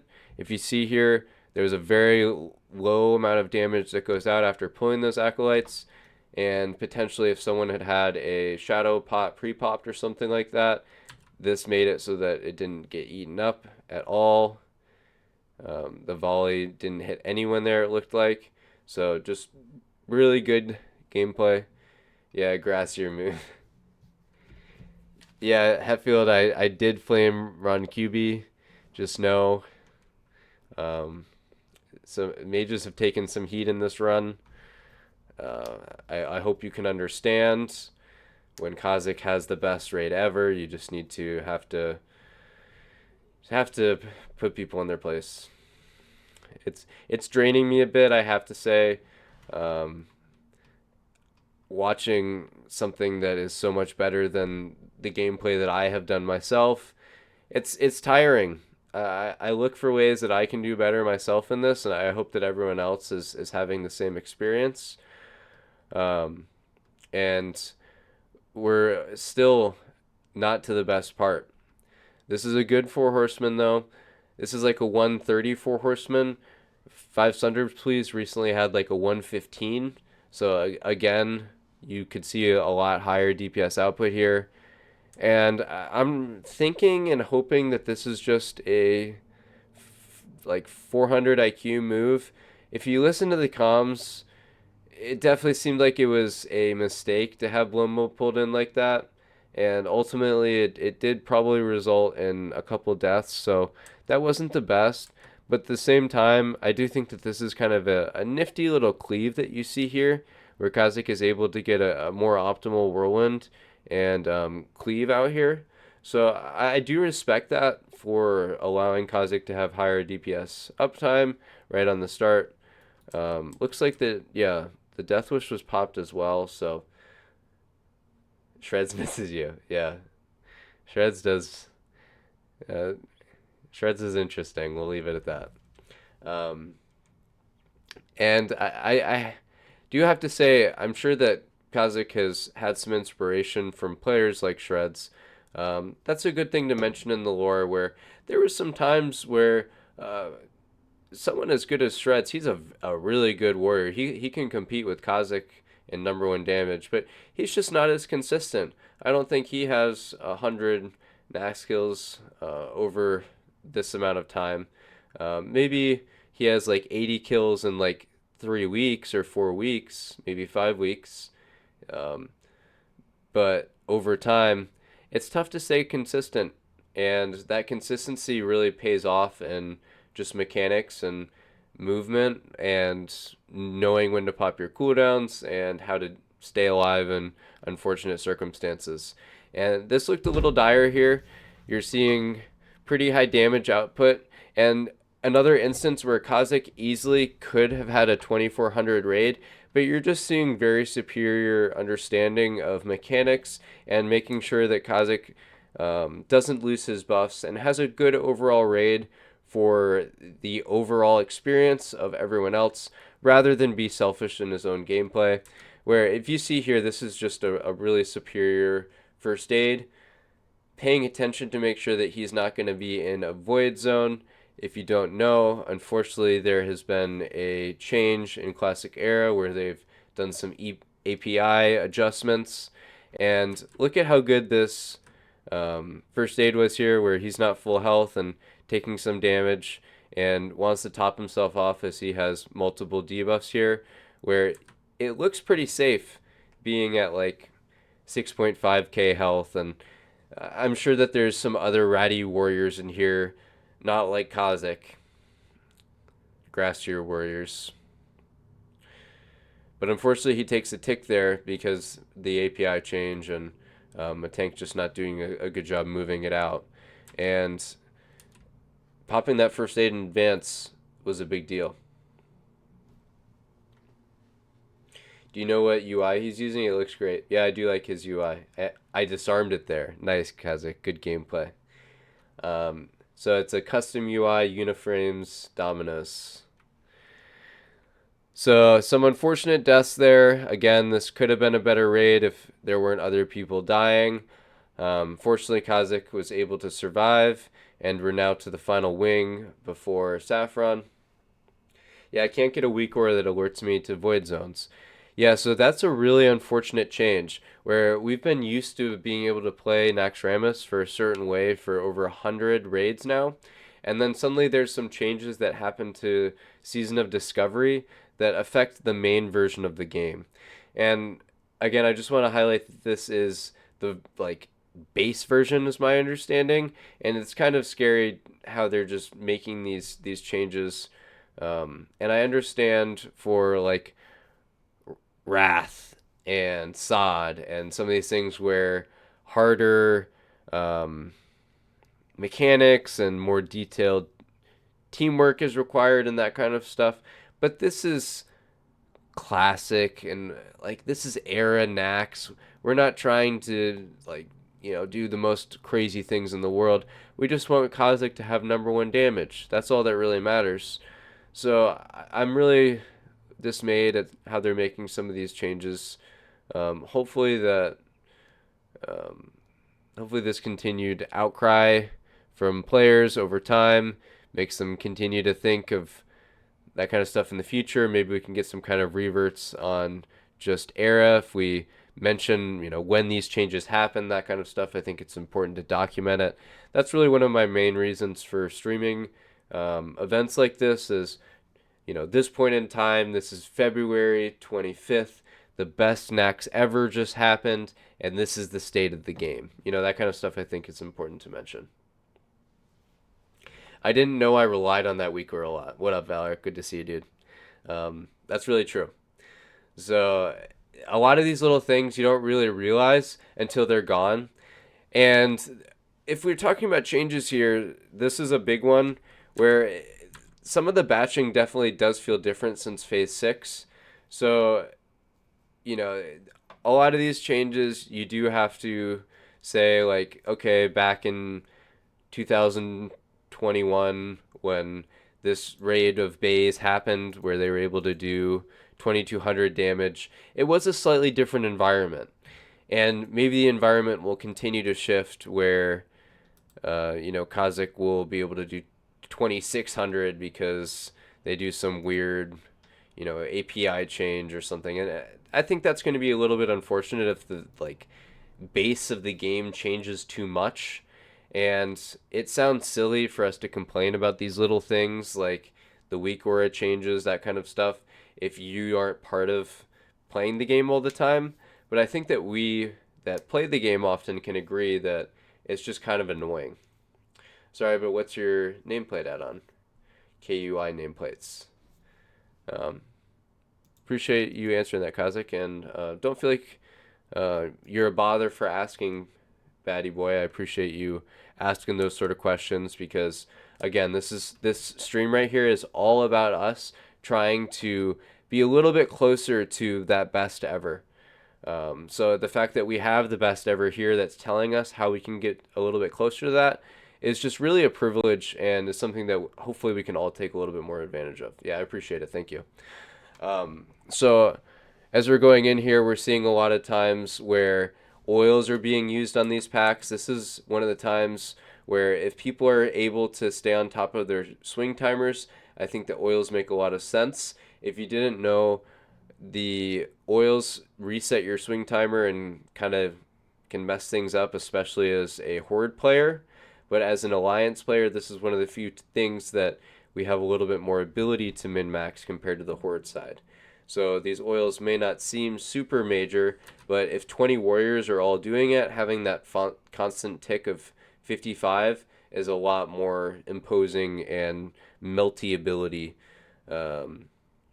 compared to just 5 or 10 people having it. So it's one of those things where, maybe 40 people have it. That's really, really powerful in my opinion. And again, a lot of these things are a little bit of a trap where, like I said, it's a swing timer reset. So if you're not properly micromanaging it, it can definitely be a DPS loss. And a lot of these things that you see Kazic do, if other people try and emulate that, you're probably going to have a loss in damage. And these are things that you're watching a player do that has progressed over time of doing the same thing over 100 times, where you just remember to, again, the habit of doing a fresh food buff and putting on your skeleton trinkets. You can get 3k damage from a skeleton. These are small little things, but over time, when you do them every time and when you do them consistently, that's how you get number 1. And again, I think it's really cool we have a couple warriors in here that are really, really good players and have that same mindset of always trying to get better. Hey, thank you for the follow. I appreciate that. And again, have to give that armchair gamer alert where I was not part of this raid. I have not raided Naxx Ramus to this extent in a while. Of seeing these sub 60 raids that are just happening now is kind of mind blowing, right? When you look at the trajectory of people saying sub 60 for so long, and then all of a sudden it's just happening pretty consistently, it's wild. On Horde side, it was something that was pretty rare, and now on Phase 7 of Horde side, it's something that can be done pretty consistently, where they're not super concerned about continually getting a Sub 60, they're concerned about getting more tech done, which is the exact same thing that was happening on Phase 7 in a way. The problem in Phase 7, though, is that they had never gotten that sub 60, and they had just been doing a lot of tech and having those fails, and that burned out a lot of people. If you look back at a lot of the top warriors that were always contending with Kazic, a lot of them are no longer raiding in the same environment. A lot of them may still be doing other raids or moved on to Sod, Wrath, just not raiding. Yeah, this position was unfortunate. Definitely resulted in DPS loss. It looked to me like that it said that... Did it say Fairy Fire was missing here too for a second? Now it's back on. Maybe it was off for a second. Yes, I mean, the weak aura said Fairy Fire was off to me. Maybe it was just a second. That's kind of scary to think about, a DPS loss from another player's debuff in the best ever raid. That would be unfortunate. So again, you were seeing how spell power consumes were swapped. That was just kind of a DPS optimization being done. Very high buff cap. Scary to be having that high buff cap. But that is just what you have to do. Forgot to pop Chili. Oh no, so it was kind of a unfortunate spell power. Oh, that is painful. Again, these are things that you look back at and so easily could have been a 2400 run. We know what could be in the future. And again, 1 DPS off of top overall trash. It just makes a lot of sense to give more people a better feeling from their KMS score. If you're not familiar, the metric of how you do compared to Kazic is Phase 7's #1 metric, and if you can't tell, there's been some sarcasm in my voice, but this is not sarcasm. When it comes to warrior performance, there's been a specific algorithm, not algorithm, I don't know what you'd really call it, a metric, I guess. The main metric is of all of the most important elements of warrior gameplay, and consistently Kazic is #1. So I understand where he's trying to give people a little bit higher trash damage so that they can feel better about their feelings on their KMS. The Kazic metric system, cringe. Silly's brainchild, yes.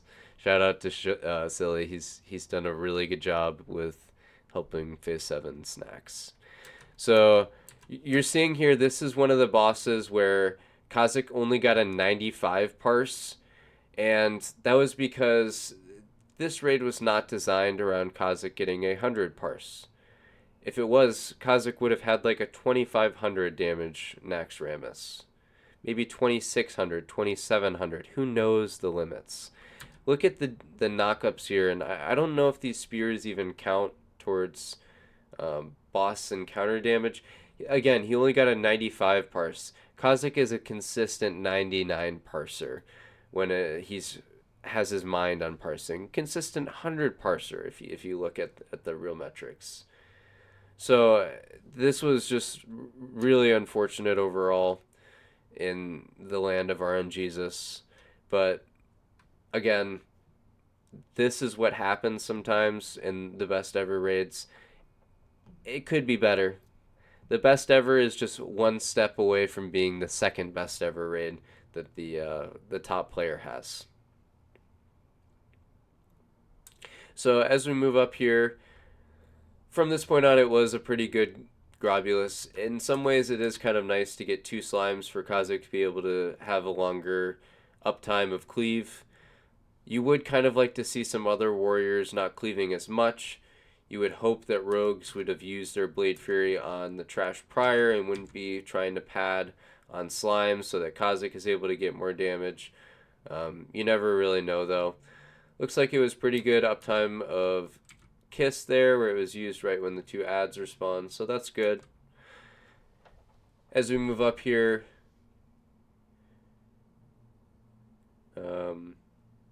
casters have good positioning here. And again, just one slime. Looks like maybe Sunder's drop at the end. Yeah, wow. Yikes. This is very unfortunate gameplay. So Kazic could have had higher damage here. Sunder's went down to 2 for like a full global. Pretty unfortunate. Have 5 people stand in front for more slimes. Pro move. Huh. Yeah, that's definitely something to think about to improve Kazic's damage. Generally, like we said, that's something that Phase 7 never does. They definitely could cater more towards Kazic if they wanted to see the real limits of the game. As we saw on the PvE servers, mages are catered to kind of extremely to the detriment of the rest of the raid. So I think maybe there could be some exploration into that, just to see the true limits of Kazic. Maybe see like a 3k overall. Maybe that's the true limits of Classic Era, is a 3k Naxx, Kazic's final form. Exactly. That's what we need to see. He doesn't have a feral. Imagine if he had a feral. Like, there is so much more potential. But alas, we're only watching a 2.3k raid. We've never been able to watch a 2.3k Naxx before, so it is pretty cool. I do just want to say again, thank you guys. I appreciate the follows. Thank you for the love with those follows. Typhoon, Thorian, Hawk, Alpine, Super, Chim, Dilf, Jcon, Pale, Storm. I didn't do a good job calling out people before. There was some people that gave some nice love before, to like donation and stuff. I didn't do a good job calling that out. So I do just want to say thank you. We were up to like 45 viewers. Now we're down to like 25, I think. I just wanted to be a little bit inflammatory today as we go over this. It was really cool. Thank you for the love. Thank you, Steph. I appreciate that. So just a little sellout right there. Thank you, guys. I appreciate it. Could have had a shadow pot going in. So we are just seeing so much humble just understanding from Kazic, where he knows he can do better than this. He accidentally popped 2 frost pots. That's just the kind of prepared player that he is. Little unfortunate. Can improve in the future, but you know, what can we do? So moving on here, definite kind of scary. You see Kazic start to creep up the meter here. You see multiple taunts to make sure that Kazic is not pulling on threat. That is very fortunate. Glad he's able to pump here.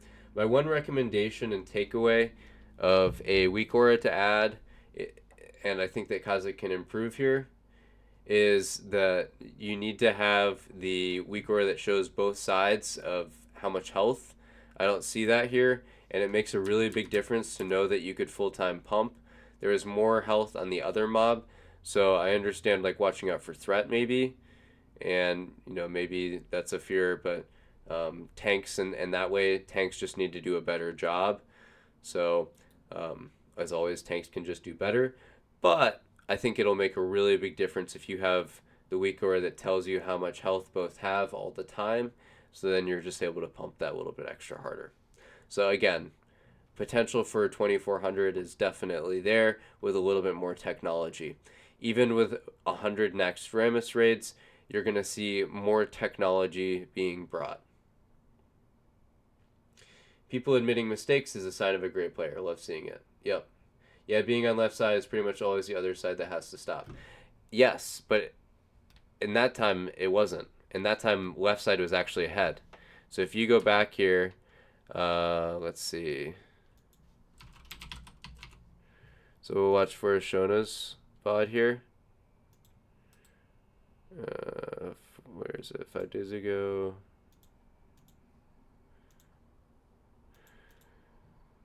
You're going to see the weak aura that I'm talking about here. So here's the weak aura. And I just think this is critical. Right at the top here, it's saying how much health they both have. and Stalag has more health than Fugan by like 10, 15, 20%. So just never assuming which side has more health and needing to click between the two, just making sure that every player has that weak aura so they have a little bit more comfort in knowing it, like, you know, if you can pump or not. I think that'll help. So that's one takeaway of improved technology. So again, we could have seen such a higher raid output here. Kazic is going to have to hold back on Thaddeus. And if you are not aware, a big part of Naxx overall damage is Thaddeus. Let's just look here at overall encounters. Damage done to enemy. So Thaddeus is 6.6 million damage done. Kazic did a whole 100k more damage than everyone else to Thaddeus. That is impressive. That is why he was number 1. On top of that, let's see what else. I wanted to go back now to enemy. Lothab. So much closer here. Still number 1. And then to Patchwork. Mages start to look somewhat decent there, but compared to Kazic, no one's there. So just looking at those 3 highest, he's highest on all of those. That definitely contributes to being number 1 overall.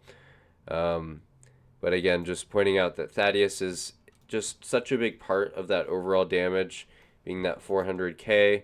And again, definitely having to hold back a little bit here. Actually, no, looks like he gets to go pretty hard. Yeah, didn't really have to stop. This looks good. So, fortunately, Kazic had a really good RNG on Thaddeus. I have kind of...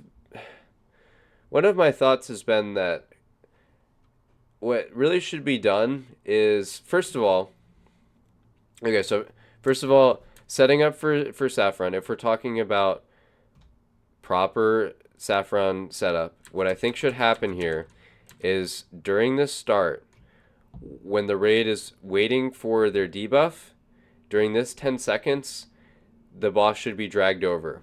It's very little damage lost because you don't have the debuff here, and during this time it's really easy for the raid to set up and get closer to the teleporter for the Saffron part. So that's just the one thing that I think is important. So much time there before the debuff happens. But anyways, throughout the rest of this encounter, whoever is on the other side of Kazic as a tank should always be taunting to make sure that Kazic has maximum damage uptime.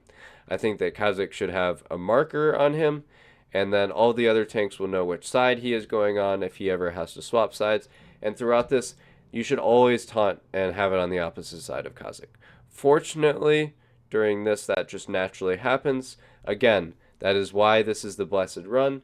That is why Kazic is finally having the 2300 raid, is that RNGesus was naturally on his side. What you're going to see now is some natural RNG, and it's just really beautiful. And this is just one of the moments that makes Naxx very special.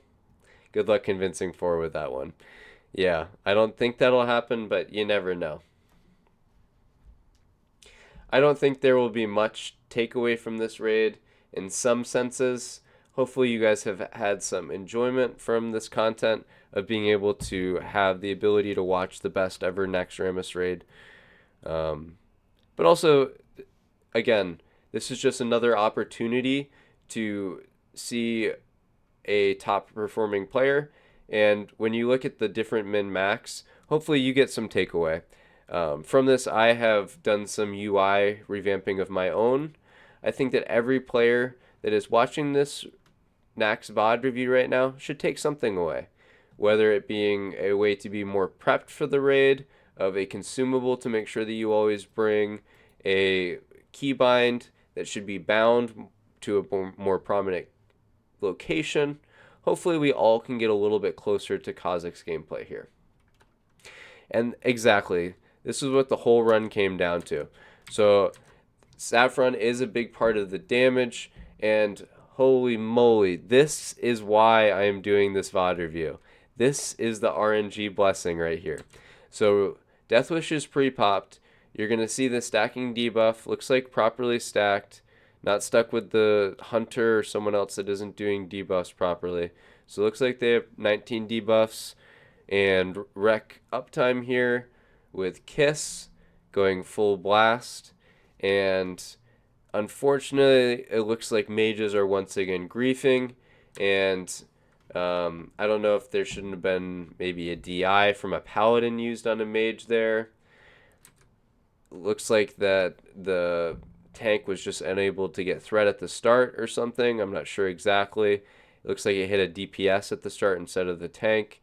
So Kazic was unfortunately set up for failure here. And this is where you see the true blessing of RNGesus. What up, Ralph? Good to see you, dude. Where the mage then dies to the ignite. And how does Kazic live here? So Kazic has threat for multiple seconds of Saffron and survives. He has threat over Sotank and is just straight up face tanking Saffron. This is what Naxx is all about. Beautiful. I'd be curious if Kurz could make a wiggle that shows a number of melee on either side. Thaddeus had heavy one side, 70% positive, negative tank, good taunt. Yeah, that would be interesting actually, if it resulted in a DPS upside, because you know that one side just has a lot stronger DPS. There is always that side, I mean, in like sucky raids, right, where you have like 9 rogues because you have a whole ton of raiders that want to grief you by coming on rogues. If you have a whole ton of dagger rogues and they're all on one side, that would be a time where, you know, it would make a whole ton of logical sense to taunt. Not as good of a reason to taunt as if you have Kazic in your raid. I would always taunt if I had Kazic in my raid. But yeah, just something to consider. So very quickly running into KT here. The realization is, oh man, we are pumping. This is going to be a really good raid if we finish out this properly. So once again, you are seeing RNGesus here. This is Kazic's best ever KT performance. RNGesus was on his side. So phase 1, he is able to do a lot of damage. Go back to Saf. Yeah, good point. I didn't properly highlight the level of RNGesus here. So why are we highlighting this just so prominently? Well, it's not like that Kazic, you know, most people don't live on Saffron when you tank Saffron. Kazic had absolutely insane RNG here to survive. What do I mean by that? Let's look at Kazic.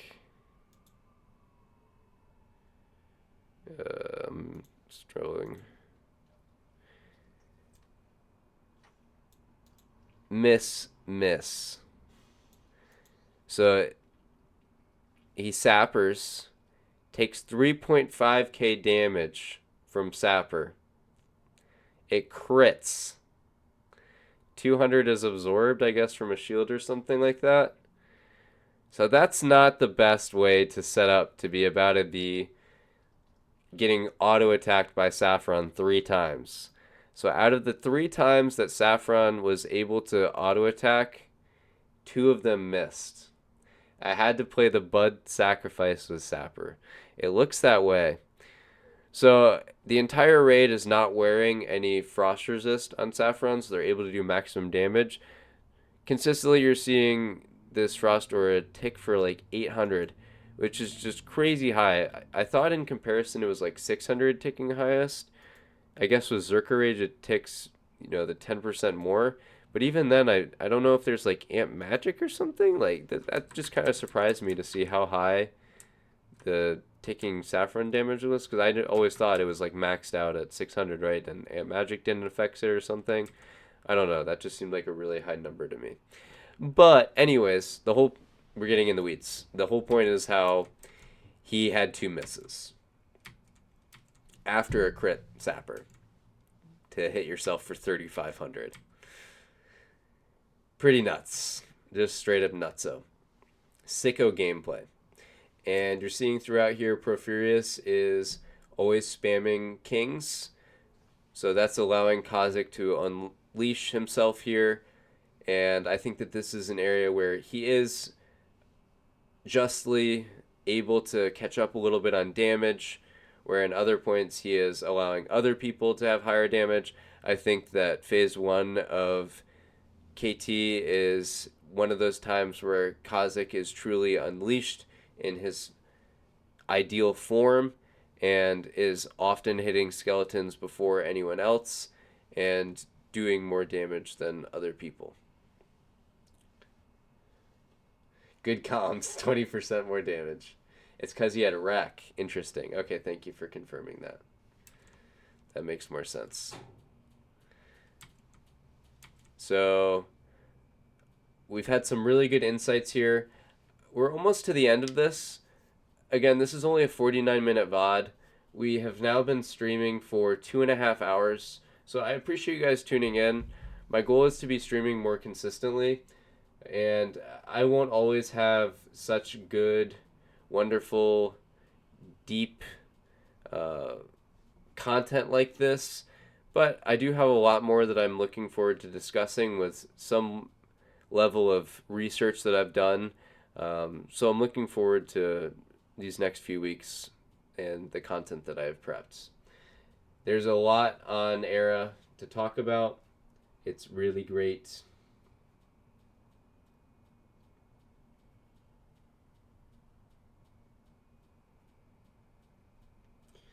Okay, finishing that text. And phase 1 of KT is not exactly the most exciting thing in the world. I understand that. But, again, we are seeing very high damage output from a warrior player. You are seeing mages number 1, of course. And this is just one of those areas, we've brought it up before, mages need to feel like they matter. It's something that they just continually bring up over and over and over. It gets a little bit tiresome, I should say. But it's cool. Let's just give them that acknowledgement like they always seem to need. Mages, good job on phase 1 of KT. You did your job. But back to showing the important points of Kazic's gameplay. We're finishing up with just a couple more of these A-bombs here, absolutely destroying these skeletons so that other casters are able to have mana, so they're able to do important things like CC and buff Kazic. You're just seeing really peak gameplay here as we're in this last couple minutes of this raid. So KT is now spawning, and again, just mentioning how there's been a paladin that's been spamming kings. You saw a warlock did a great job of having top threat on this weaver, so Kazic was able to get another execute. It looks, oh, he didn't get an execute there. So that's the 1 damage difference right there. It looks like mages should have let Kazic get that execute, in my opinion. That was a really easy execute for Kazic. Maybe he got it off or got like eaten there. If you look at that fireball, that to me is pretty unfortunate. A mage should have saved their mana so that later they could do important things like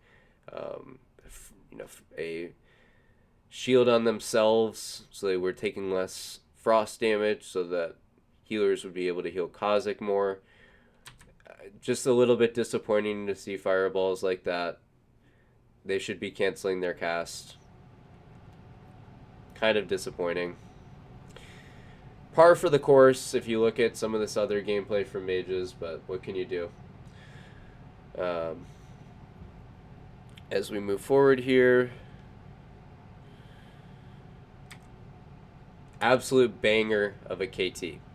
So that first Void Zone was a huge grief, But if you notice, it happens early enough that there shouldn't be the possibility of a tomb happening yet. So you see really superior gameplay from Kazic, where he has maximum uptime still on this boss.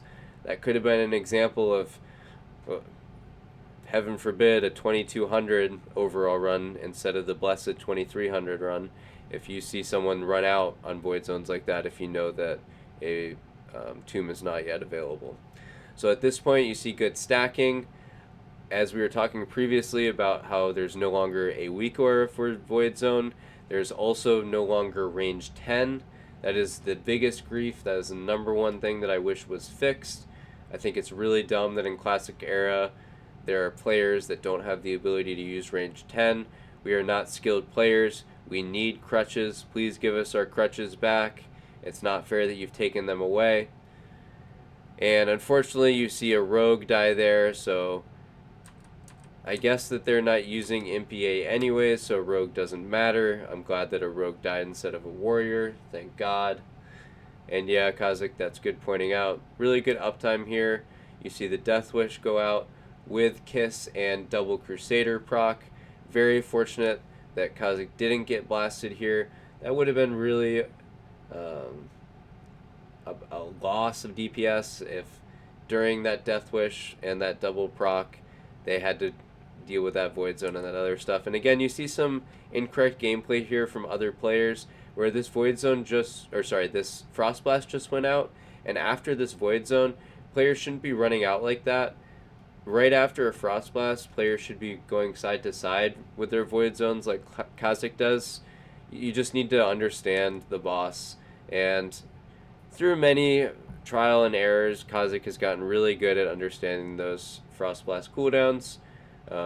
Just a prime example of it here on this boss. And right as that Death Wish is ending, mind control happens, and Kazic doesn't die. Someone else dies at the last possible second of the run, and very easy, that could have been Kazic's fate. He dropped his health a bit down to 7.7k for this. Looks like that he just clicked off his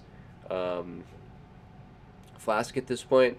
I'm a little disappointed that a caster didn't offer him a spell power flask for this KT. Again, we could have seen a higher DPS output raid if a caster had done that. Kind of disappointing, but you know, that's the raid. So hopefully I haven't been too negative. I feel like in some ways I may have not given enough credit to Kazic and his gameplay. We don't chill on KT. Nice. Yeah, that's a nice double meaning. That was not a chill KT. That was a really, really good KT. So overall, great run. Again, a lot of ways that other players could have supported Kazic better, and we could have seen other strategies that improved DPS. This was a run that was not designed to be #1 DPS. If you look at some of these other raids that have previously existed in Naxx Rammus, some of these 2k runs or 2.1k runs, they were very heavily focused on individual players. There's jokes made about how, oh, you know, so much over the top stuff was done for Orlando, but really he was given some privileges. And I hope that after a performance like this, Kazic is starting to be given some of those same luxuries. He's earned it. After over, as we've seen here, 100 Naxx Rammus raids, throw the guy a bone. He is literally making Saffron miss. Saffron is missing when it tries to hit Kazic. And you're not giving him a feral? Like, come on. Again, I don't want to be too negative, and I appreciate you guys tuning in. Hopefully that this kind of commentary isn't too off-putting, because yeah, I don't plan to do it too often, but I also don't plan for 2,300 raids like this to happen. Rent Roots out for a raid. Yeah, Roots could definitely support Kazic and Naxx Rammus, I think. It's because it's frontal AoE cone and break CC. Gotcha. We don't chili on KT. Well, even without chili, Kazic, you were potentially able to have higher DPS from your whatever it's called, holy waters. Did you cast any Holy Waters on KT? That would have been higher damage. Looks like maybe you Sapper on KT. No, you Holy Water potentially? Question mark.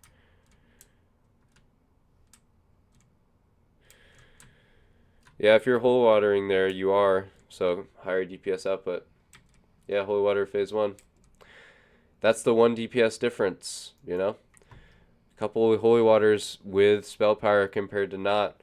I understand how you could have had number 1 DPS on Trash. Could have been a better raid if you allowed other people the same luxuries as some of these guys get. So I won't beat the dead horse too much about why this was the best raid ever. Can look into the COA and the RPB. I guess at this point I'll still do it a little bit.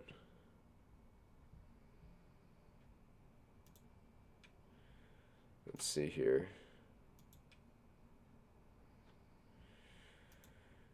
Where's those logs? Found them.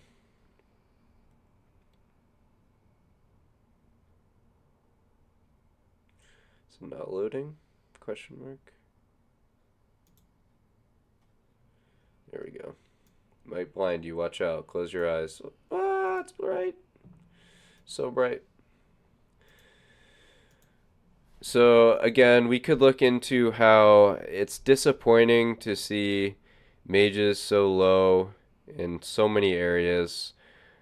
I'm glad to see 100k of overall. A warlock not using many holy water though. No holy waters from BF Wind. Casters just could be doing so much more to support Kazic. Again, maybe, I don't know. I don't want to make excuses. We won't look into caster gameplay too much again. This is all about Kazic, so let's get to that real quick. So some of these things don't show properly out of combat compared to in combat. I see very good kiss usage up overall though. Also using some slayers. Again, I'm sure that he sees some opportunities for him to have better usage. At some point though, it does get really tough to cycle your trinket usage compared to keeping the same trinket on, just so that you are able to have some uptime of, you know, that, I mean, 1% hit and crit or whatever the kiss is still something compared to having a badge up where if your badge is on cooldown, that's just no uptime at all of any benefit. So yeah, no stone shields used. Good call there. I'm glad to see 16 from Sotank. That's gamer. I did notice though that Sotank is using 0 mighty rages, and that's just a little bit concerning for a player like Kazic. If you see 0 from a main tank, 1 from Akron is something. I just want to see a couple more times where the main tank is using these extra steroid abilities so that players like Kazic are able to have earlier uptime on bosses. I just see some instances where it seems like there's some slight hesitation due to previous times of threat issues. So hopefully Kazic can get over those concerns. At the same time though, that is what allows a player to be number 1 DPS, is when you're always concerned and always saving your buffs, making sure that you don't die. That's what, you know, makes the difference a lot of the times. A lot of these players here that you're seeing, they're going to die in 3 or 4 out of 10 raids, and it's pretty rare that Kazic is dying in these raids compared to other warriors a lot of the times that are the top 5 DPS. A lot of these top 5 DPS, sometimes they're top 5 DPS, sometimes they're like 14th or 15th DPS because they die early from just being silly, or being grassy, I should say. Sorry, I won't try and say bad things about silly. That was not my intention. So let's see here. Couple more things. Good overall absorb usage. Again, he saw how he could have done better with a shadow pot. Kazic got a kick on a frostbolt of KT, so you don't see Grassy doing that. Pretty disappointing. throughout this experience that we've had today through this VOD review, Grassy's just been really trying to interrupt the flow of this raid, this VOD review, and I kind of felt like that may have happened during this raid. I think it's probably best for top players like Kazic to just mute Grassy. His overall energy that he brings to the raid, sure, sometimes maybe he does higher damage, but again, if you just look at basic metrics like this, you just see a 1 from a player like Kazic. Really cool to see 2 crossball kicks there from Nakala. A lot of other players are supporting Kazic. That's good. No kicks from the Rogues. Yikes. That's a little scary. The other players, I mean, there was only a couple kicks that needed to be done, right? So, of course, Kazic was one of the players to do it. I'm not surprised to see that. Okay, so looks like that it was just Bigger Bill assigned to expose armor. I do kind of wonder in the future for better uptime of Kazic's damage if 2 rogues should be doing Sunder armor, or sorry, expose armor. That kind of makes more sense to me, so that there's less Sunder armor needed. You see here that Kazic is still having to press Sunder armor 66 times. Grassy's only pressing it 65 times. He's not doing as much, okay? Look at that uptime. 85% uptime compared to Kazic's 89% uptime. It's just kind of frustrating to continue to go through all these metrics, and we see one that is clearly better than the other, and yet that other player is just continuing to try and create this narrative that they're the better player. And when you look at these really basic things over and over, heck, it's not called GMS, right? It's called KMS for a reason. Because Kazic is the best. Grassy is washed. Well, I wouldn't say these sort of things if I didn't have numbers to back up my statements. The reason that we're having this VOD review today is because of 2300. It's a very clear number. Again, we're looking at 66 compared to 65. You're looking at someone that's doing more damage. You're looking at someone that's doing less damage. You're looking at someone that's beating their chest, talking about how great they are. Meanwhile, they're performing less optimally than another player. A Forest simp for sure. Yeah, Hetfield, I agree.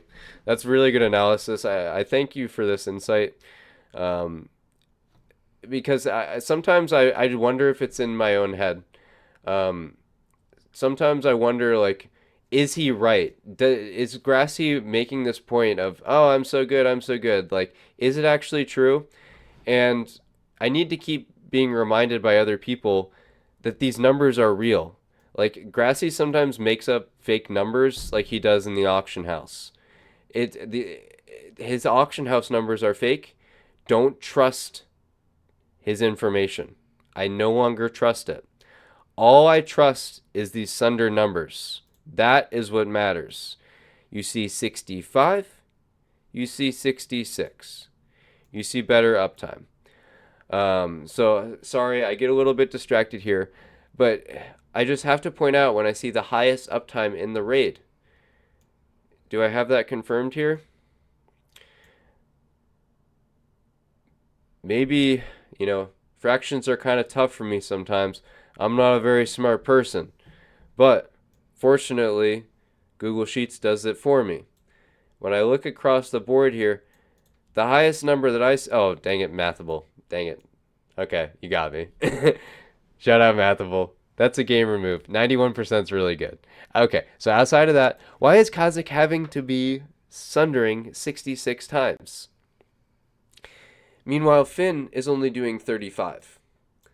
That to me is just a little bit disappointing and is an example of how Phase 7 players continue to bring down Kazic's true potential. I look forward to future raids where, maybe more cycling of other players to properly support Kazic needs to happen. And I don't want to call out any players in particular. Of course, mages should be first on the chopping block. That is just without question. Maybe a healer, maybe a warlock, yada yada yada. Does it pick up if someone else thunders and the mob isn't on the log details? That's a good question. That potentially could happen, but my understanding is that all of the log details, need to be there for logs to properly count. So anything that is done in combat is being tracked, and if things are not being tracked, then that potentially could, invalidate things. So through the form of multiple people tracking, normally I do tend to trust these Sunder numbers. That's a good question, though. Again, when you see auctions being done like Grassy, in the auction house, it's a wild west world. So we do have to trust everything on the internet a little bit less because of people like Grassy. But I do tend to trust these numbers. So there was something Kazic wanted me to mention. Malik Sunders. Yeah, as I believe he sometimes is tanking. Maybe Malik is no longer expected to tank. Looks to me like he popped... No, never mind. He disarms. Does he ever taunt? Malik taunts 4 times. So if Malik is taunting, I would think that he should have higher Sunder numbers than Kazic. Fortunately, Kazic didn't have to press his Sunder button, his taunt button at all. I'd like to see him have to press his Sunder button less. But the fact that he didn't have to press his taunt button is encouraging. 2 pummels, that's really good. Again, I'm seeing Grassy press 0 pummels. Kind of disappointing. I don't want to be too negative throughout this. Hopefully, again, it's just tough when you have someone that just beats their chest so much and is just so clearly inferior. If we just look at these numbers side to side, Kazic is hamstringing more. Every number across the board that matters, it's just so clear. And again, maybe someday Grassy will have like a 2200 performance. I don't know. How far do I have to scroll down to find him in here?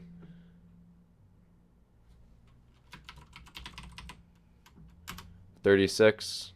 I would have gotten there eventually. I decided to I don't know if you guys saw that I did Control F to find him because I was a little worried when I had to scroll. I was like, man, I might have to scroll a while. Am I gonna have to go to the second page to find Grassy? Fortunately, I eventually found it. But yeah, okay, so there he is. Anyways, I guess he is on there somewhere. But he's just not as good. So hopefully this VOD review has made that a little bit clearer. So final things. We looked at Sunders, taunts, yada yada. Nakala had a really good performance if you look at overall uptime there. Some of these numbers, like we said, if they're done out of combat, like you brought up, maybe some thing could be brought up that's not in like the loggers combat log potentially. I have heard some questionable things about the relative percentage. Again, it's kind of crazy to think that a rogue could have 52 or 58% compared to 96%.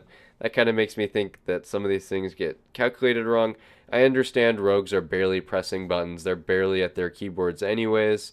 But I don't think that in comparison to 86, you would have rogues at like 52, 58. I think if Bigger Bill and LeBabe is really competent players. They did a really good job supporting Kazic overall. You did see 1 or 2 instances where MPA fell, and that was definitely disappointing for Kazic. But overall, like I said, I think that those rogues did a good job supporting him. So, anything else major to mention? I'm not sure. I think that in the future I could spend a lot more time talking about how good Kazic is. I didn't really properly cover all the ways that he really excelled in this run. It's a little bit too much to talk about in one VOD. Again, this is something that I do hope to make more of a series. I don't often give so much praise to one raider in my VOD reviews. This is a little bit of a different style compared to some of the VOD reviews that I do. Sometimes I do say a little bit over the top things, sometimes a little bit more educational. Just know that this VOD review had a little bit more of a flair of just having focus on the individual performance, because again, that's really the takeaway from this raid, is that top individual performance. I just want to go back one more time here to that 2300 that we've never seen before in Naxx Ramus. I think it's a real highlight and just has to be celebrated. So appreciate you tuning in to this if you've enjoyed this celebration of number 1. Thank you guys, and I'm looking forward to next time. So GG's.